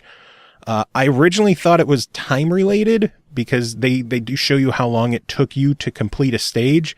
But I then realized I was always getting 3 stars or 3 crystals on a stage because I made sure to collect everything before I exited the stage. So collecting was valued more over just doing it quickly. Yeah, this wasn't a game about speed through and do it as quick as you can. And I appreciate games that let you just go at your own pace and figure things out as you go. The big twist is that the levels are pretty much all dark. You can faintly see around your character, around Shiny, And where you shine the beam of light, you'll illuminate where you're passing around. You know, if there's walls near you, you could see those. If there's just nothing, you won't see anything. If you need some help, like if just turning your beam of light around the stage isn't helping you figure out what you have to do, you can use, they have like little fireflies that you can collect in stages, and you can activate a firefly to just fly around the stage and illuminate the stage for as long as you have collected fireflies. Every stage has a firefly that you could collect, and of course there's an achievement for collecting all of them. And as you collect them, that gives you more time to use the fireflies. The thing is, they don't replenish, so you have to make use of them wisely instead of just blowing them all. Is there any penalty to like your final rating? You said 3 crystals or 3 stars. Is that affected if you use a firefly? Not that I know of, but I have tried to not use them. I've been trying to do this all myself. No peeking, no guides. I'm trying to, do it all me. Mr. Legitimate. That's how I am with puzzle games. I like doing that. As much as I'm enjoying the game, I do have some gripes with it.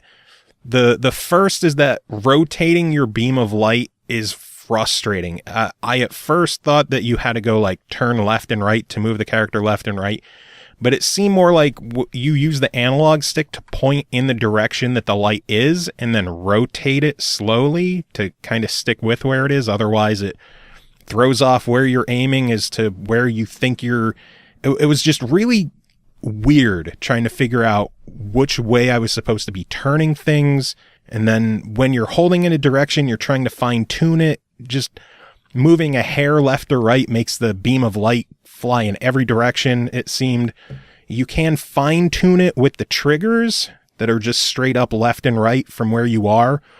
The problem is the speed at which things rotate. When you first start moving the beam of light, it moves way too slow. When you're fine-tuning it, it still moves like slower than it really should. But once it starts moving, it starts going way too fast. So you'll either constantly not hold the direction long enough to get a good speed going, or you'll overshoot where you're trying to aim. The other problem I had was you use the right analog stick to switch between the different mirrors or shiny itself to readjust everything. And I had tons of problems. Like I'm hitting directions on the analog stick and it would just never seem to go where I wanted it to go. I don't know if they would be able to look at some kind of like mouse style control. So instead of just switching from item to item, you're like moving a circle around so you can make sure you could see what you're trying to, I don't know. I'm not sure what kind of solution there could be to make it more intuitive or more comfortable to control, but I had issues with it. Overall for $10, I still really enjoyed it. It's a lot of fun. It's a beautiful game. The soundtrack is incredible, as you would expect from Uncle. A lot of stages in there, a lot of collectibles, a lot of replay value. For $10, I got to give it a hearty try it, but I would love to see the control issues addressed a little bit to either get rid of how fast and how slow the directional changing goes, or to at least, I don't know, make it so that whatever direction you're pressing the analog stick is where you are instead of a slow rotation. I don't know how they could make it better, but as it is, it gets frustrating after trying to get a light to point a certain direction and it just doesn't go where you want it to because you keep overshooting it. Yeah. But even still, a lot of fun. I really, really dug it. Nifty. Next game is called Nightmare Boy, developed by the Vanir Project, published by BadLand Games. It released October 25th on Xbox One, PS4, and Steam for $12.99. Nightmare Boy is a Metroidvania action-adventure 2D game where you'll meet weird and unique friends and foes, but tread carefully. Quirky creatures and their reactions can have game-changing consequences. Be prepared to collect rare items, vanquish enemies, and eventually face your deepest fears. Cole, what did you think? I didn't feel like the game was much like that at all. I really didn't feel like Nightmare Boy was what I was expecting. It's very not really run. Yeah, I guess run and gun more. Like it's got some platforming, and you basically just move through tunnels and different rooms and stuff to find bosses. You play as a character who is kidnapped. I could not begin for the life of me to pronounce the names in this game. This is Pankapu times 10. Oh, God. So I couldn't... Whoops, I dropped my book, too. I couldn't begin to good hands, feet, to begin pronouncing these names. But he's kidnapped and taken to a world full of nightmares, and he's often mistaken for being a prince that was killed by a king trying to stay in power. From what I got through of the story, it seems as if he was trying to be used as a pawn to convince a queen that her son was not killed, and that was the purpose for choosing him. He was the right height and everything. I would love to say I got to experience the game in full, but there's a manual save system, and basically what it is you will, as you explore, you'll occasionally come to a room where there's like a Grim Reaper doing something in the background, and you have to press up on the D-pad to save. Every time I played, I did this repeatedly, and I kept carrying on as if, oh yeah, I saved it, and I did really well. And then I would close the game down, and I would come back, and I would have no save. And I would be right back at square one again. This happened a dozen times.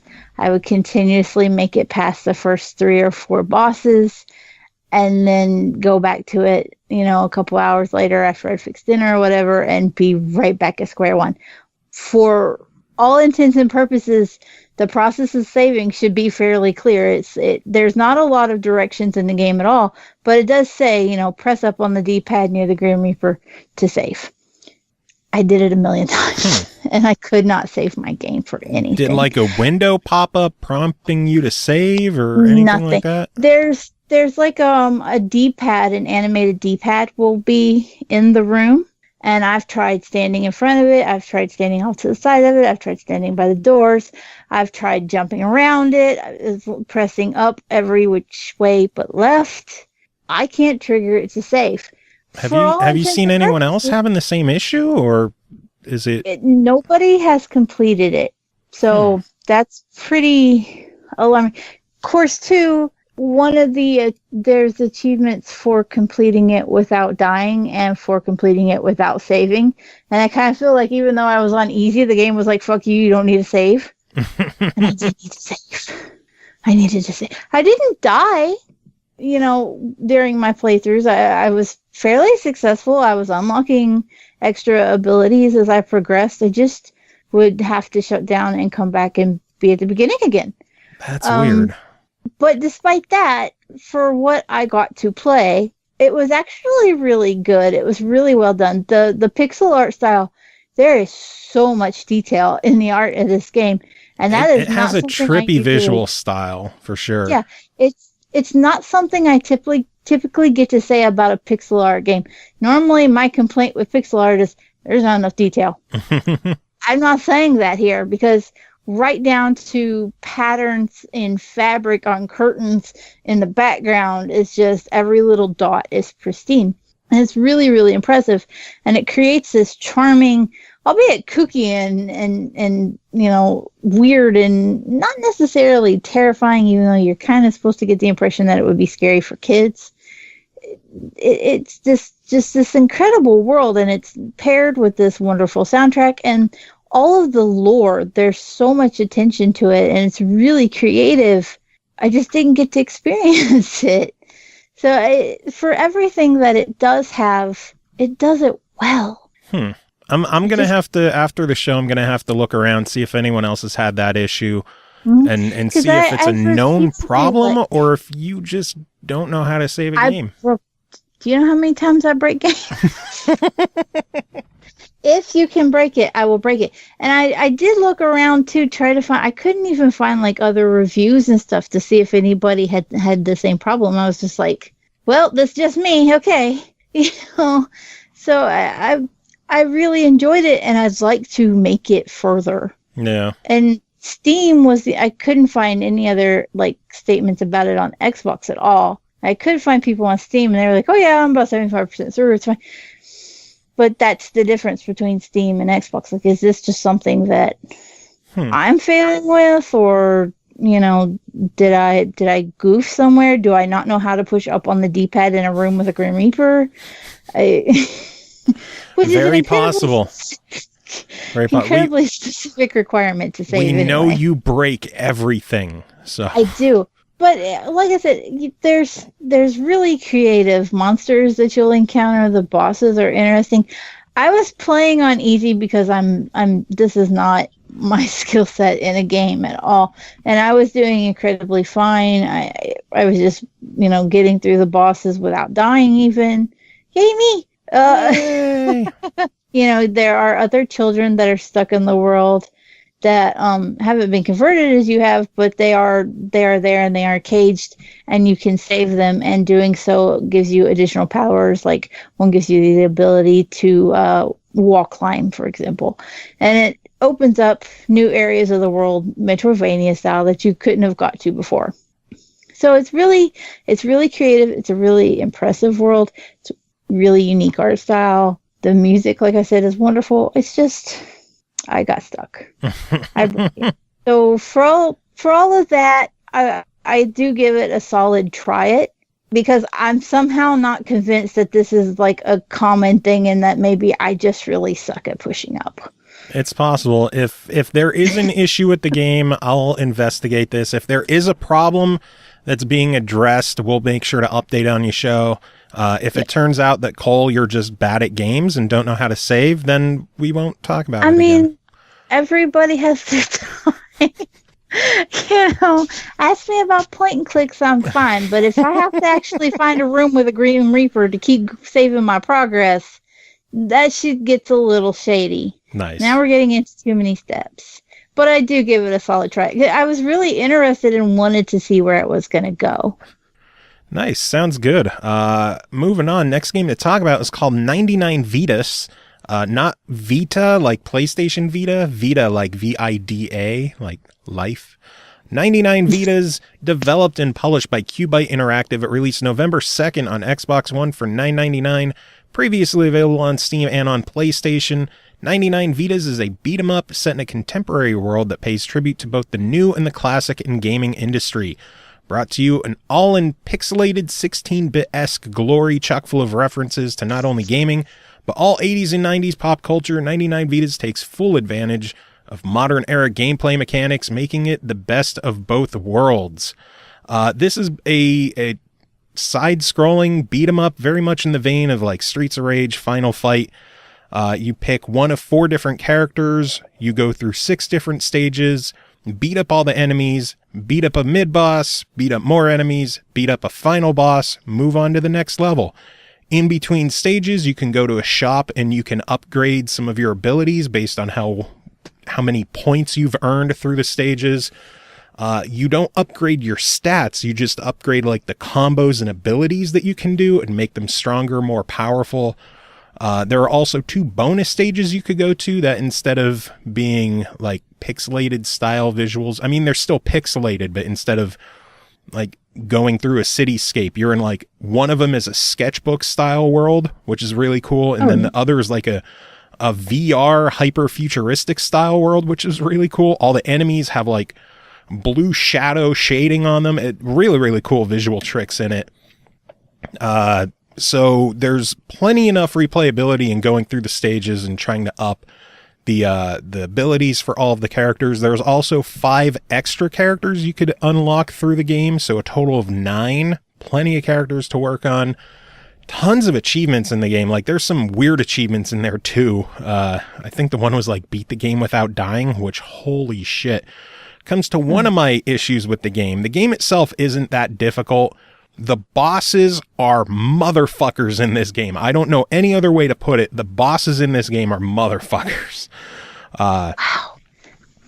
They just seem to like hit you with undodgeable attacks sometimes. They have weird quirks that you have to attack them only at very specific times.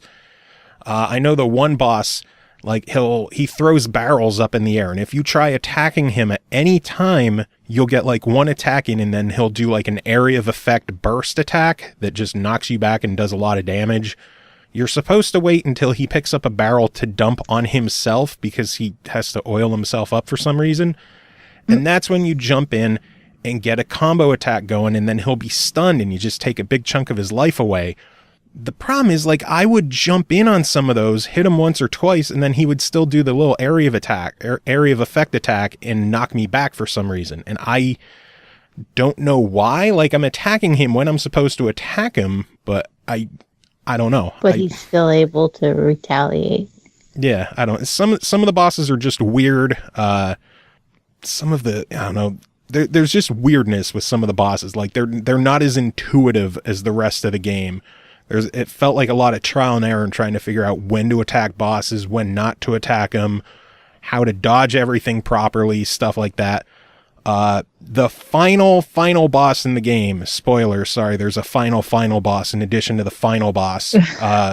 That's how all these fucking games are.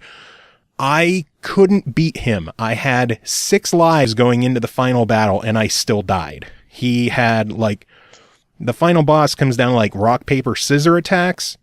And the scissors is like a little handle come out and start chasing you around, and you have to fight and kill the hand. The rock was like he'll slam his 2 arms down, and if you're standing on the ground, it'll stun you and do some damage, so you have to jump and time it right. When he does paper, he does some kind of gigantic, insane special magic attack, and I don't know how to defend against it. I don't know if I'm not hitting him enough to stun him from doing the attack, but anytime he does that, it's nearly always an instant kill. If you are missing any health at all, you're dead. So I don't know how to deal with that attack. I've tried fighting the guy a few times. The worst was that the 6th stage is a fairly long stage because, you know, these kind of brawlers on the last stage, you always have to fight a bunch of bosses over again before the final boss. So it's like, go through an area, kill a boss. Go through an area, go through another area, kill a boss. Go through an area, another area, kill a boss. Go through an area, another area. How many controllers did you break? Thankfully, none, because I don't throw controllers. When your controller costs $150, you don't throw them. You get really frustrated and you think very closely about it, though. Yeah, but it took so long to get back to that final boss that I only tried him twice. So I do want to, like, I have a plan. I want to start it back up, use the character that I've upgraded, because once you upgrade a character, it's like a permanent unlock. He is upgraded for good. Otherwise, if you go to like a stage select, any lives you've had, any score that you had saved up gets wiped over, like starting fresh. So my plan is to go to stage select, go to the bonus stages, which you can earn like 20,000 points on each stage. Go through 1, go through 2 of them maybe, and then buy a shitload of lives from the store. And then go fight this final boss with like a stockpile, like 15 lives. I want to take that motherfucker down. You can do it. On top of that, something else cool this game has, it has online multiplayer. 4-player online. So it's a fun as hell beat 'em up, good visual style, lots of shit to do, bosses that'll piss you off, online gameplay, and it's only $10. Buy this fucking thing. Nice. It's awesome. Good stuff. Any questions? No. Cool. Buy the game.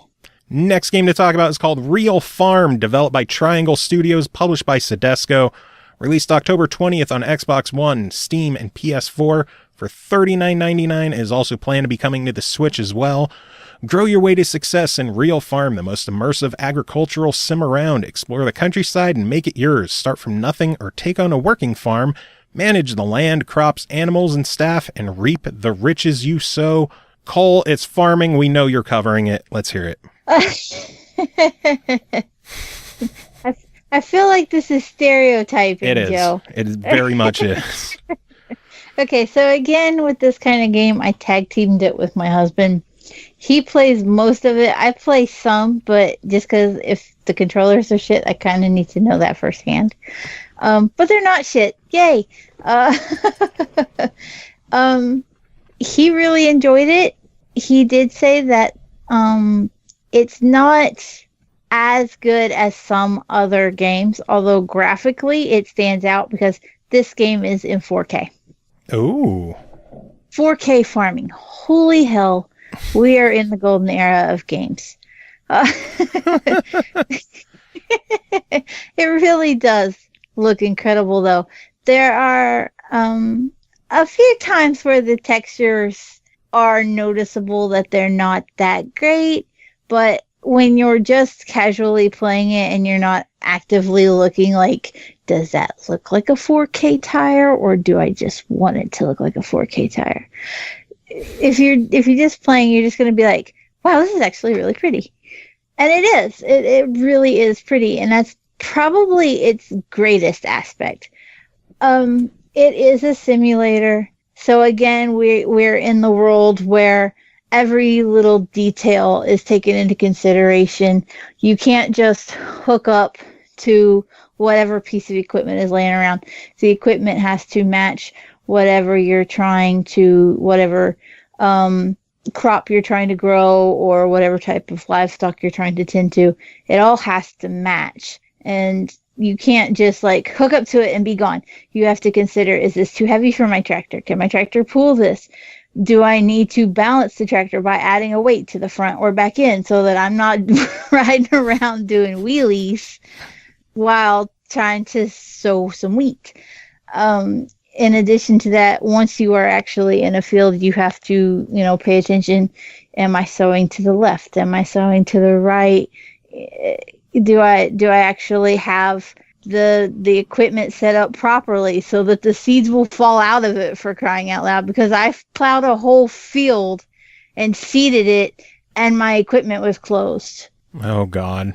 And Dee made very much fun of me, as he should have.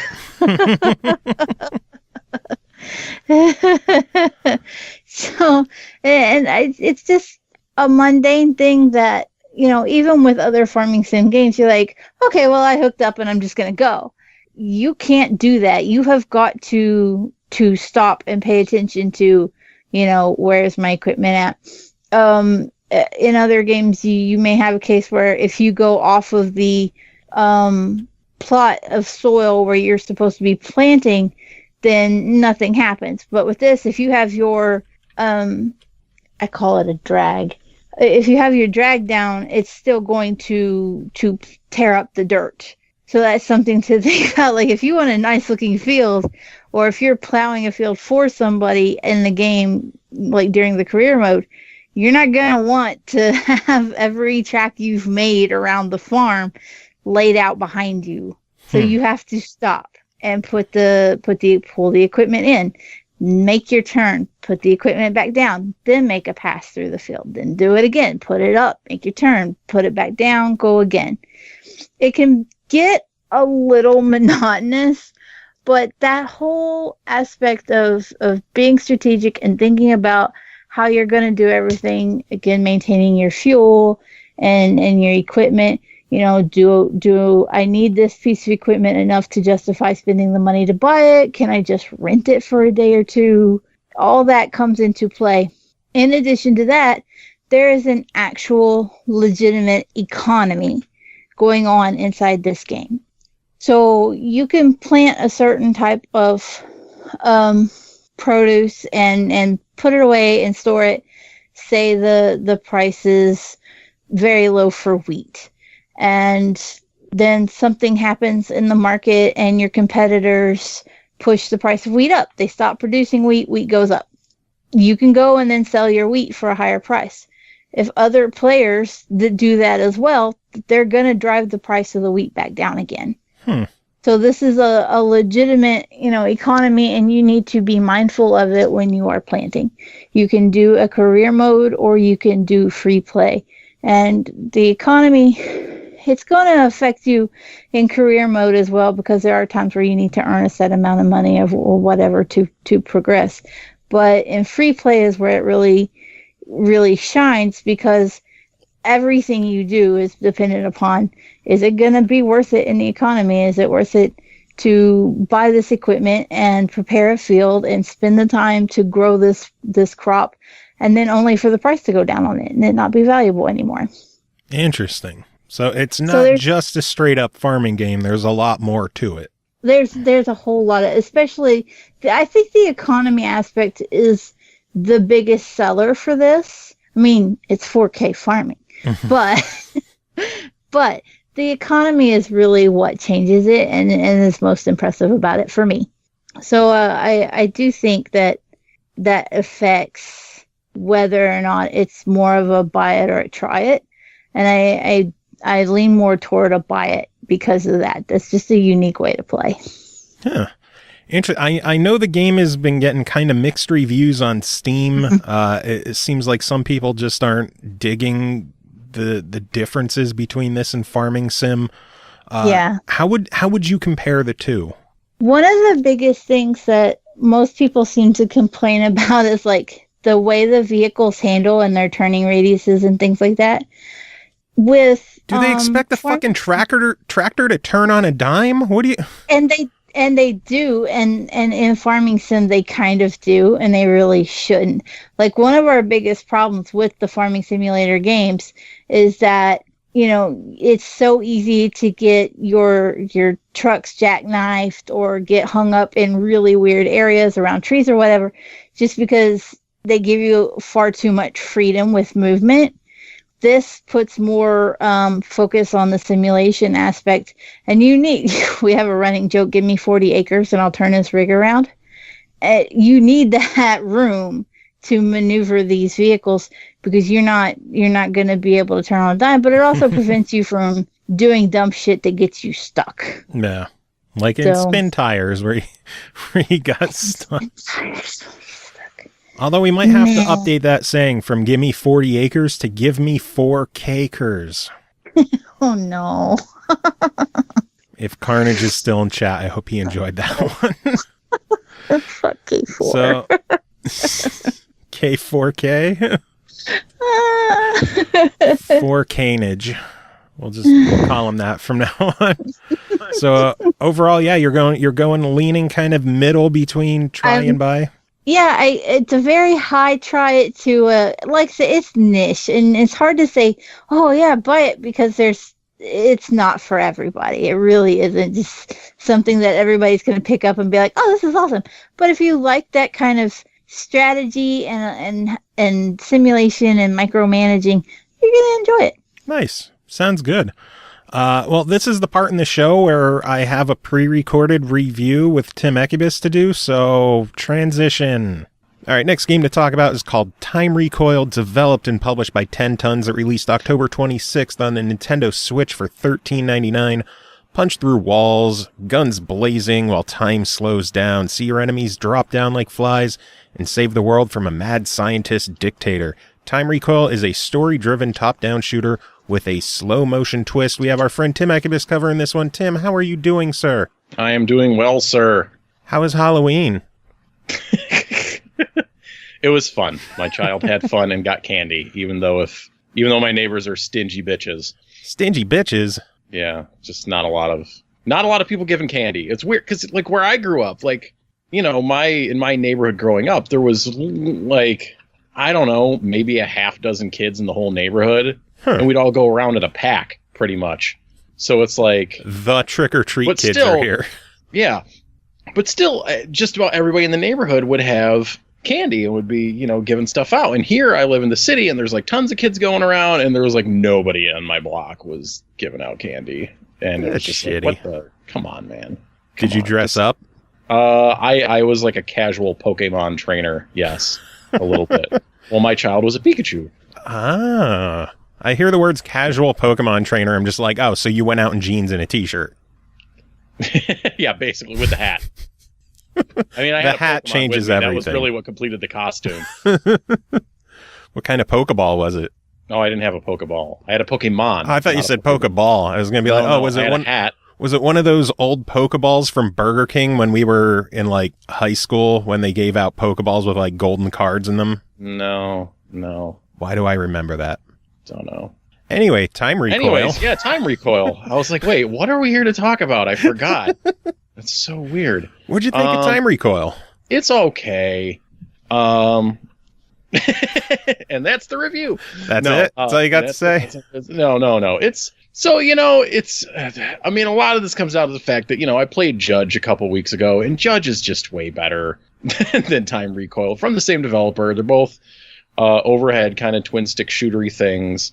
The twist in this game is that when you shoot a guy, you get a few seconds of slow motion where the whole environment slows down, but you keep moving. Like, that's your super time powers that you're using to defeat the evil Mr. Time, which is a great name for a time-based villain. Not Dr. Time, it's Mr. Time, who did something and destroyed... Oh, that's right. He destroyed Paris in 1978, and this game is taking place... The present is like 1987 or 88, 89, something like that. And you're going back in time. You've been rescued by this resistance movement, and they're sending you back in time to try to recruit scientists and kill people and steal things in order to take down Dr. Mr. He didn't spend, 4 years in Mr. school to be called Doctor. Yeah, Mr. Time there. Yeah, so that's kind of the plot. That's what's going on. Usually you'll drop back kind of into your HQ between missions, and then they give you a quick little blurb about, okay, good job, here's the next thing, and then you do like 6 missions, and then you're like, okay, go to sleep. So you're just popping out and doing all this stuff over the course of like a day or a week or whatever. Just like, yep, you could just do 5-6 time travel missions a day, these violent encounters, and then just come back, just do, just roll out, do another one, whatever. It's just time, man. So yeah, you use your time powers, you slow down time, so that lets you like build up combos, and as you build up combos, like you get bonus abilities basically, and they kind of dole these out arbitrarily. It's just like you'll enter a mission, it'll be like, oh hey, now if you get a 4-string combo, you get this power, which you'll need to beat this level, and like, oh, here's this 6, once you get a 6 level combo, you get this power, you can use this ability, and oh, you'll need that to beat this level, by the way. So that was kind of like, for being a story-based, story-driven game, according to them, like just having arbitrary time powers dropped on you at the beginning of levels, like where you just needed to use them was kind of, I don't know, silly. Just felt, whatever. That's the only progression there really is. It's just when they decide to give you like a random new ability. There is, for the most part, you're just using like a handgun. There's not a lot of weapon variety. Like as you get in, like sometimes levels will have kind of like a submachine gun or like some other stuff. But, when you're slowing down time, it doesn't make that much of a difference, I didn't feel like. But they felt pretty sparingly. Like it was not very common to have these different weapons. But, as you get going in the game, like it is fun to shoot a guy, have time slow down, and like dodge his bullet, shoot the guy next to him, burst into the next room, shoot that guy. Then use like your time dash ability that bashes through a wall to go through a thin wall and kill a guy on the other side. Like that's fun stuff to do. And there's a lot. I don't know how you could say that and just be like, the game, it was okay. Well, I guess because you played Judge. And I'll get there. I didn't play Judge, so I can't compare them. There is, but it's really fun. Like the way that the environments destruct is really fun. So there can be quite a bit of chaos going on as you're shooting things. Things are blowing up. You're bashing through walls. Time's slowing down. Even with time slowing down, though, I kind of felt like some of it was partially like I felt like frames were dropping, and there was like maybe a little bit of slowdown in the system. Sometimes it's hard to tell when the time mechanic is a deliberate part of the game. Yeah. But the thing is just that Judge, having just played Judge, there's a ton of variety in Judge, a ton of different weapons and abilities to mess around with and different objectives to go for. And Time Recoil definitely feels like a lot smaller of a game, and that, each level is smaller, has kind of your one main objective, and you don't really have a lot of variety when it comes to your abilities and mechanics. It's just you have the time slowdown effect, and that's kind of really it. There's like a little bit of extra dressing around the side that kind of rolls out here and there, but it got repetitive pretty quickly. It was like really fun at first, like those first few levels I was like, oh fuck yeah, and then another like 20 levels into the game I was kind of like, yeah, okay. All right, you know, it's okay. So probably something better suited for like quick bursts of gameplay instead of a 2-hour marathon. Oh, yeah, definitely. Which is good for portables, but you know, when evaluating it as a purchase for the Switch system, if you are looking for an overhead action twin stick shootery game, y'all should be playing Judge. And the good thing is I don't have to feel bad about that because the same company gets your money. Yeah. But you should be playing Judge because Judge is better. That's a nice ringing endorsement for Judge and 10 Tons as a company. So. Yeah. But you know, if you've played through Judge and you're looking for a little something else, then you know, maybe just sounds good. Yeah. I know I enjoyed it on Xbox. Everyone has been talking about how good Judge is, and it's probably one of the best 10-ton games put out there. And I really, really, really need to make time to play Judge because everyone is praising it like crazy. Yeah, it's a good game, man. But yeah, so thanks for covering. I was going to ask what your verdict is, but you kind of already gave it. Yeah, it's kind of like a try it. What's your verdict on Time Recoil? Judge. It's kind of a try it. Yeah.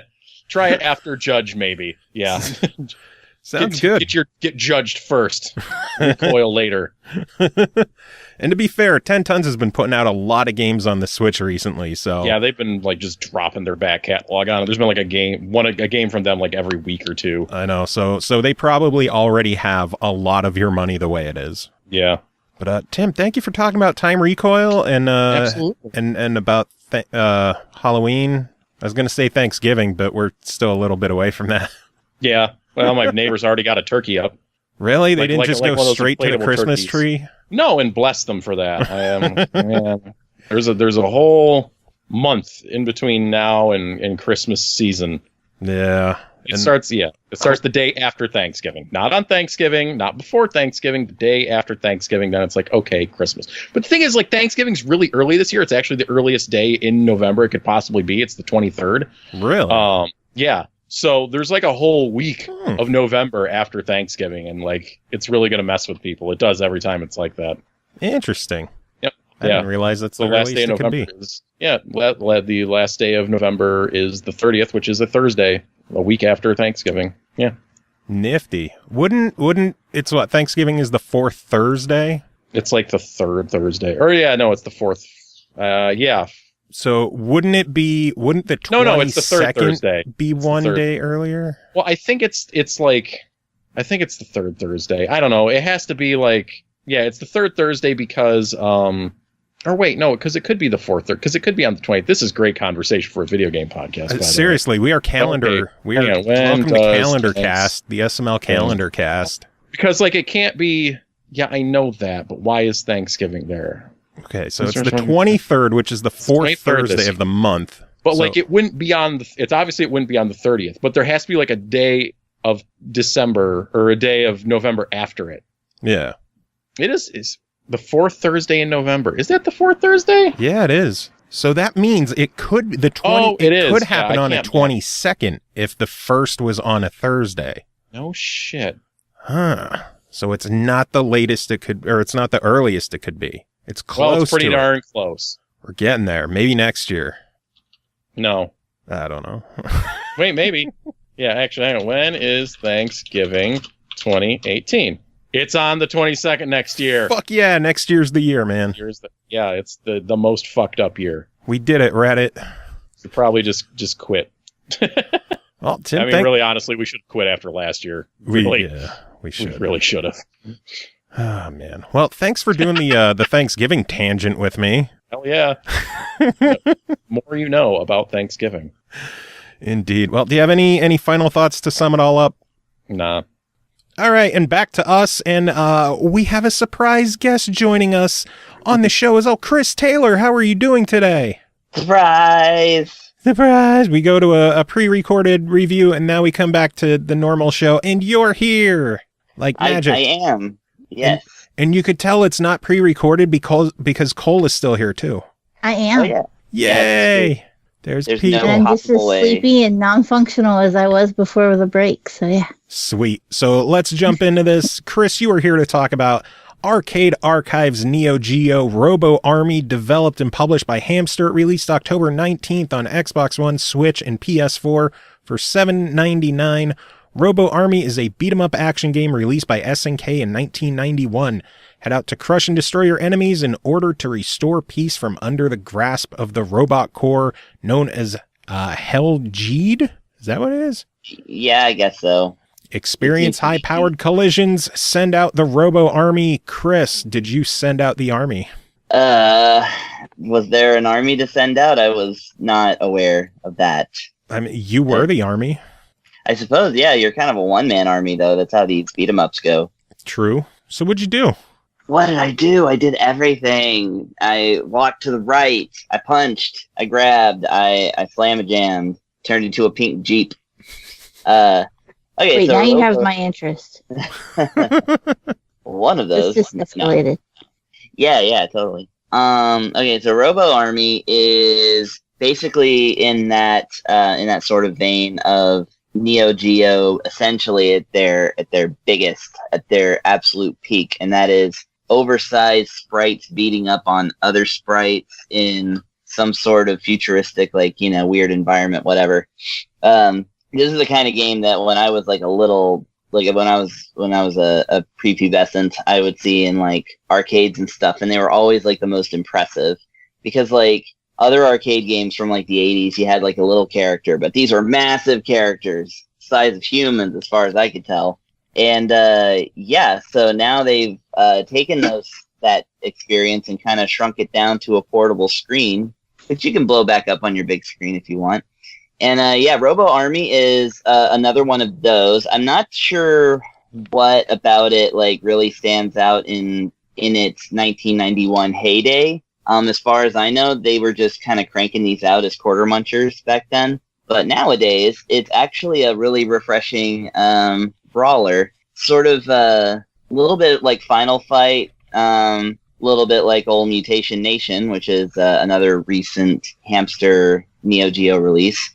It basically, you have this sort of, I don't know what you would, it's like a becapped cyborg man who, I guess he's all robot except for his face and his hat. A becapped. That's a good word. Behatted? I don't know. He wears the same kind of hat as I do, though, so I felt drawn to this character. He's also got the 24-inch biceps like me, so I was very no, I'm just kidding. But so the story is that this evil guy called Dr. Jeep, or Dr. Jeed, I suppose is what they call him. He is trying to use his Robo Army. I understand that this may be the titular army to take over the world and basically enslave humans and take their brains and make more cyborgs out of them, etc. The evil Dr. Jeep basically kidnapped your character and turned him almost all the way into a robot, except that I guess he didn't install the mind control chip. You'd think that would be the first thing. That would be his top priority, but in fact, he saved it for last, just before taking the hero's cap off. And the hero breaks free and then pounds his way through 6 stages trying to get back to the old doctor.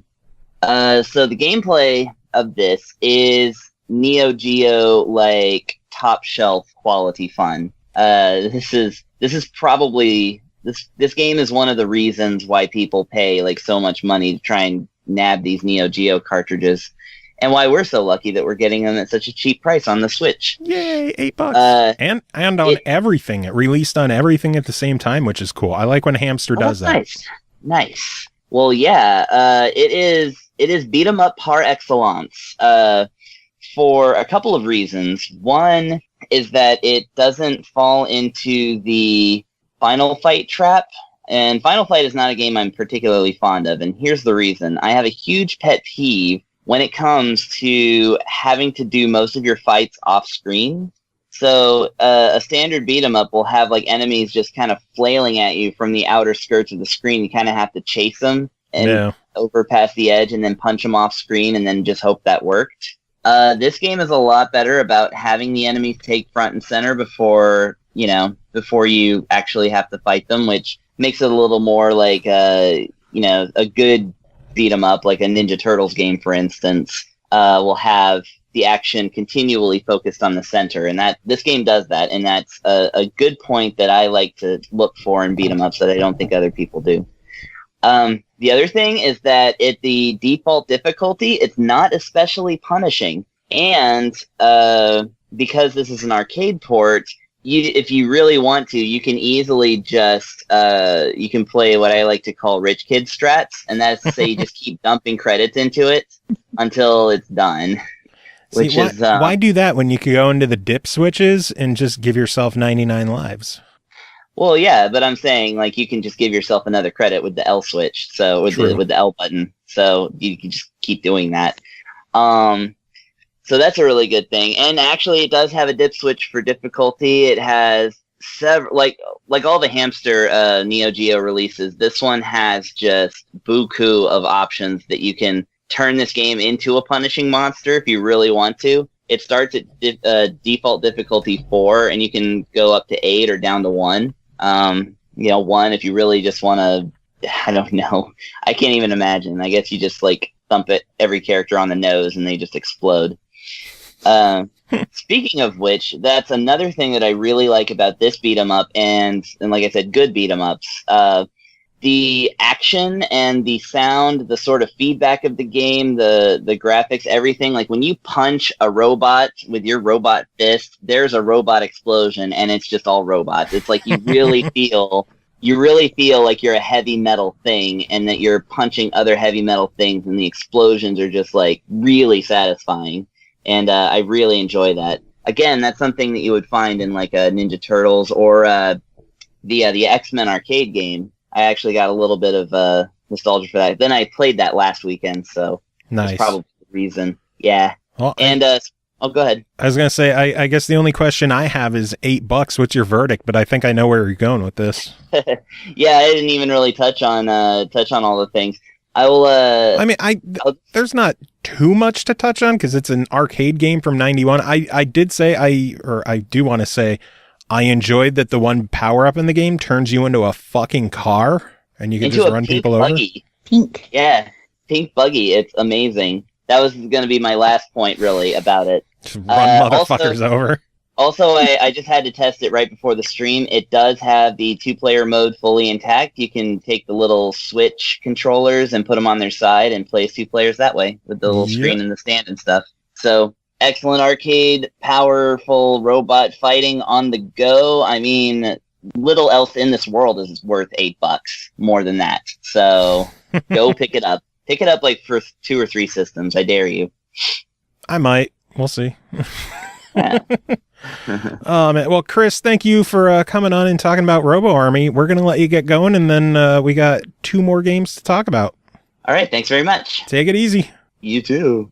All right, next game to talk about is called High Hell, developed by Terry Velman and Dose One, I think. Dose One, published by Devolver Digital. It released October 23rd on Steam for $9.99. Descend upon the criminal underground with the most blessed of shotguns and bring lethal salvation to those that have fallen from the light. Pop brainwashed chimps, deface corporate effigies, and dismantle the business dealings of the unrepentant cartel in a vibrant remix of the classic first-person shooter.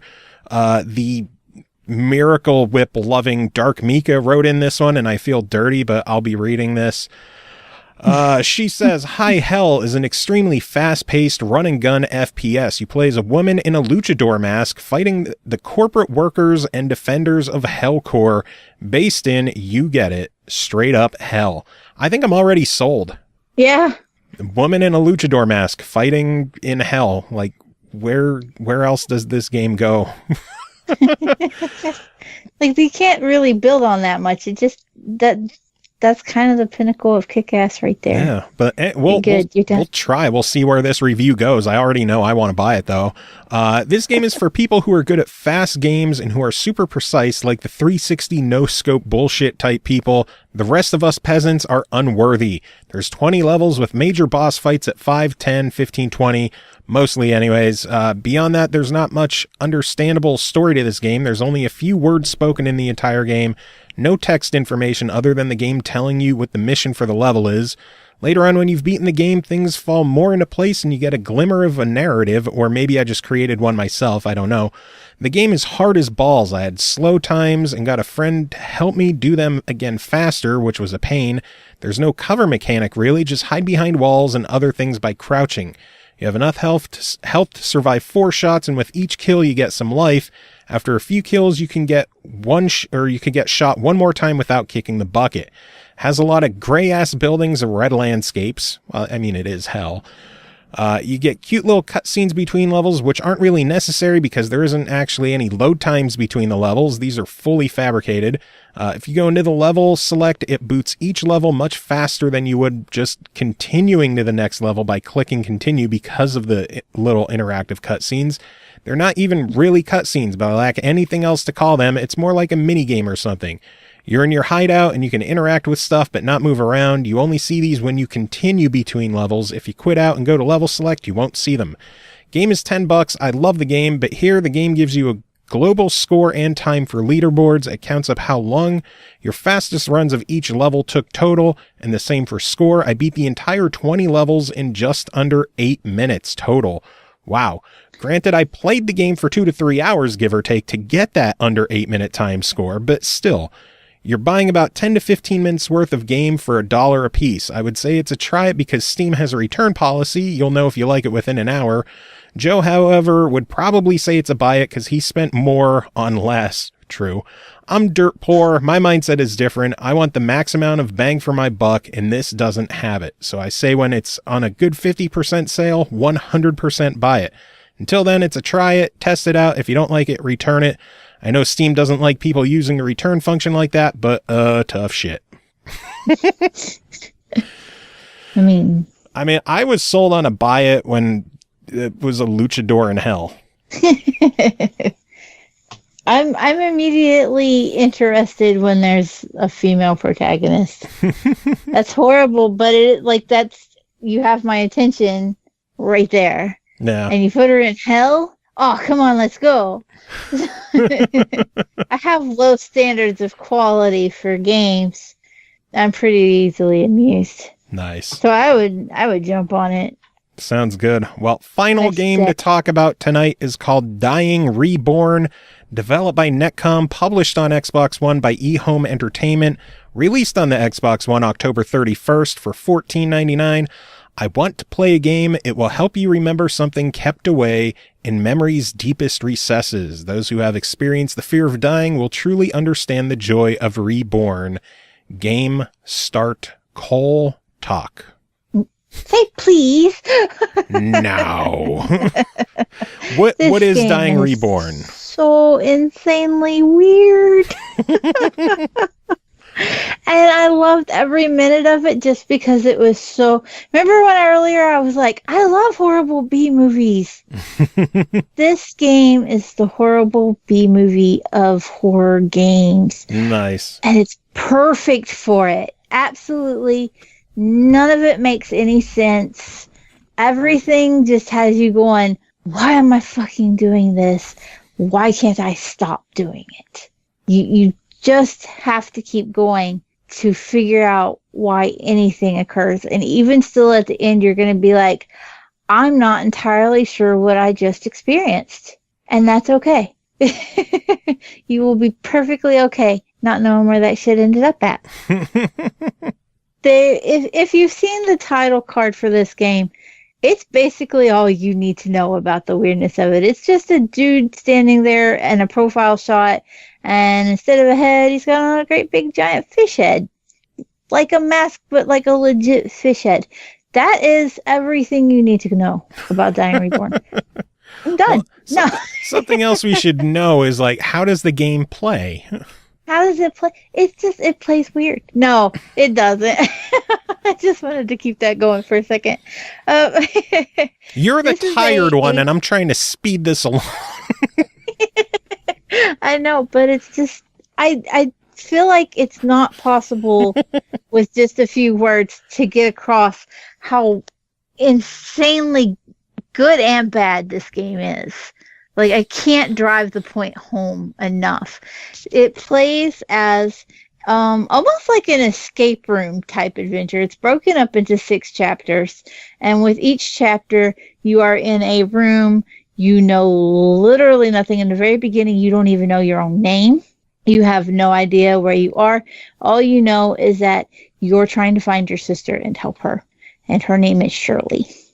There's, items in the room that if you interact with them in certain ways, you can eventually progress to get out of that room. Once you get out of the room, it moves on to the next chapter and you start all over again. You're in another crazy room. It all builds up, from chapter to chapter to tell the story. It's not like you go from, I got out of one room and now suddenly I'm somewhere else insane. It all takes place within the Last Harbor Hotel. And so you are trapped in the room. You find the items to get out, and then you're able to explore the hotel, but you are limited to the area that is pertinent to the chapter that you're in. There will be puzzles, locked boxes that you will need to uncover codes for. There are, hidden clues throughout that you can find. The one thing that did bother me about the game, though, as with people would call it a walking sim, basically anything that's a first-person explorer type game at this point is a walking sim for most people. But I tend to turn my camera sensitivity way up. I'm one of those weirdos. I turned it up quite a bit before I started playing. I thought, well, if 7's not enough, then I can just press pause, go into the settings, and up it some more. Yeah, you can't do that. Once you're in the game, you don't have any access to the settings anymore. Interesting. You have to back all the way back out to the beginning.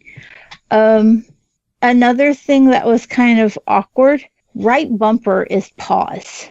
What? I don't know why. Right bumper is pause menu. And I was like, huh? You will use A to interact mostly. There is, of course, where you pick up key items to help progress the story, and to solve puzzles, you'll need to be able to access that inventory, and that is mapped to the left bumper.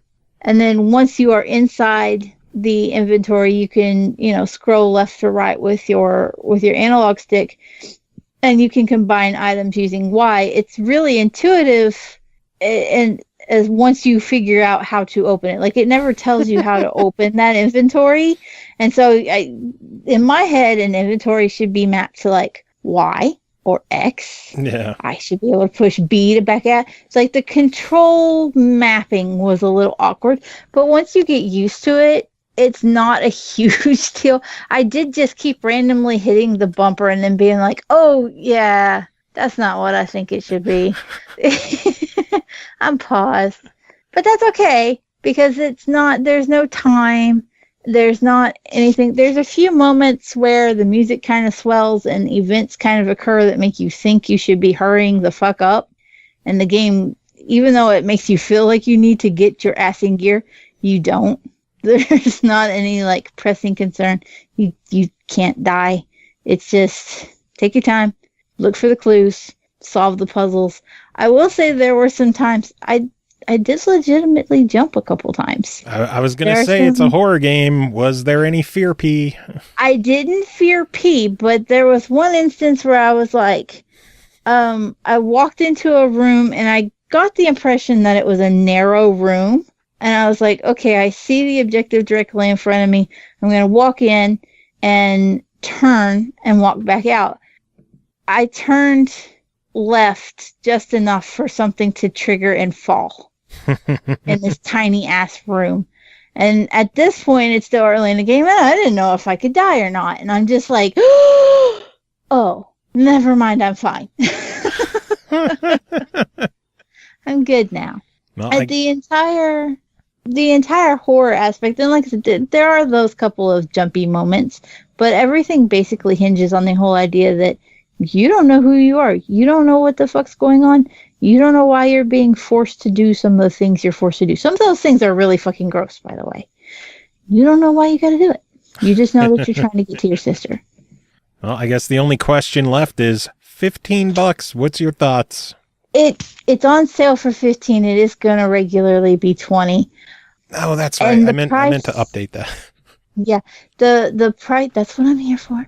The price is a little high, especially considering you can 1K this in an hour. I think an hour and 10 minutes. If you're not exploring, if you're just using a guide, you can do it stupid quick. If you take a little longer, even still, you're pushing 2.5 hours tops to explore every nook and cranny and fuck up the puzzles a few times. So I do feel like the price is a little steep. More acceptable at the $15 tag, but for the $20, I tend to give it more of a try just because it's a high price for such a short gameplay experience. Yeah, I think the reason I still had it as $14.99 is because it's on sale for another month still. So it's a very long sale. Yeah. At $15, I'm more inclined to say pick it up because $15 is a little more acceptable. There's just something about the $20 tipping point that if I'm plunking $20 down on a game, I want it to last me a little while. Makes sense. So, and that's my own odd quirk, and other people I'm sure are like, don't be ridiculous. If it was fun, it was $20. But it's just my quirk there. $15, I'm more inclined to say, yeah, buy it. But I did enjoy it. I thought the story was really fun. I compared it kind of to great. Now I can't remember the name of it. What was the other odd one that I played recently? Decay the Mare. It's very similar to that playstyle wise. And even in the runtime, I felt like maybe Decay's ending was more satisfactory and did a better job at explaining things than Dying Reborn does. But it's still a good experience. And the jump scares, they're not overwhelming, and there's not a ton of them. And the most that I did was okay, I'm fine. And I tend to like that a little better than just straight up, some games straight up make me panic, and I don't have anxiety on a general basis, but they can do it anyway. And you're sitting there going, look, my chest is heavy. I can't breathe. I can't play this right now. Nice. Sometimes you just need a horror game that's fun without pressing on you with the fear factor. And this one did a really good job. It's creepy and it's gross, but the fear factor wasn't so overwhelming that it couldn't be enjoyed. Nice. I realized why I didn't have the pricing correct on my sheet. In my head, I'm like, I thought I went back and made mention of a game that was $20, but on sale for $15 for a month. I wrote it on the wrong game. So good job. I'm a genius. Editing. Nah, laziness. Too much editing already.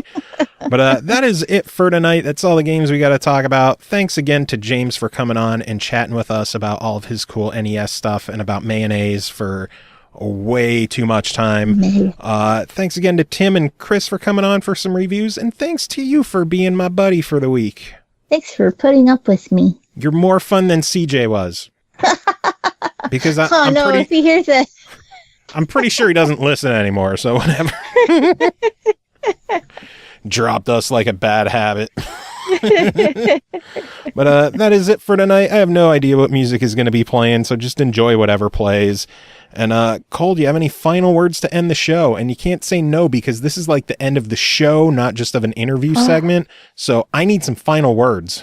Play all the games and enjoy them and fear pee a little bit.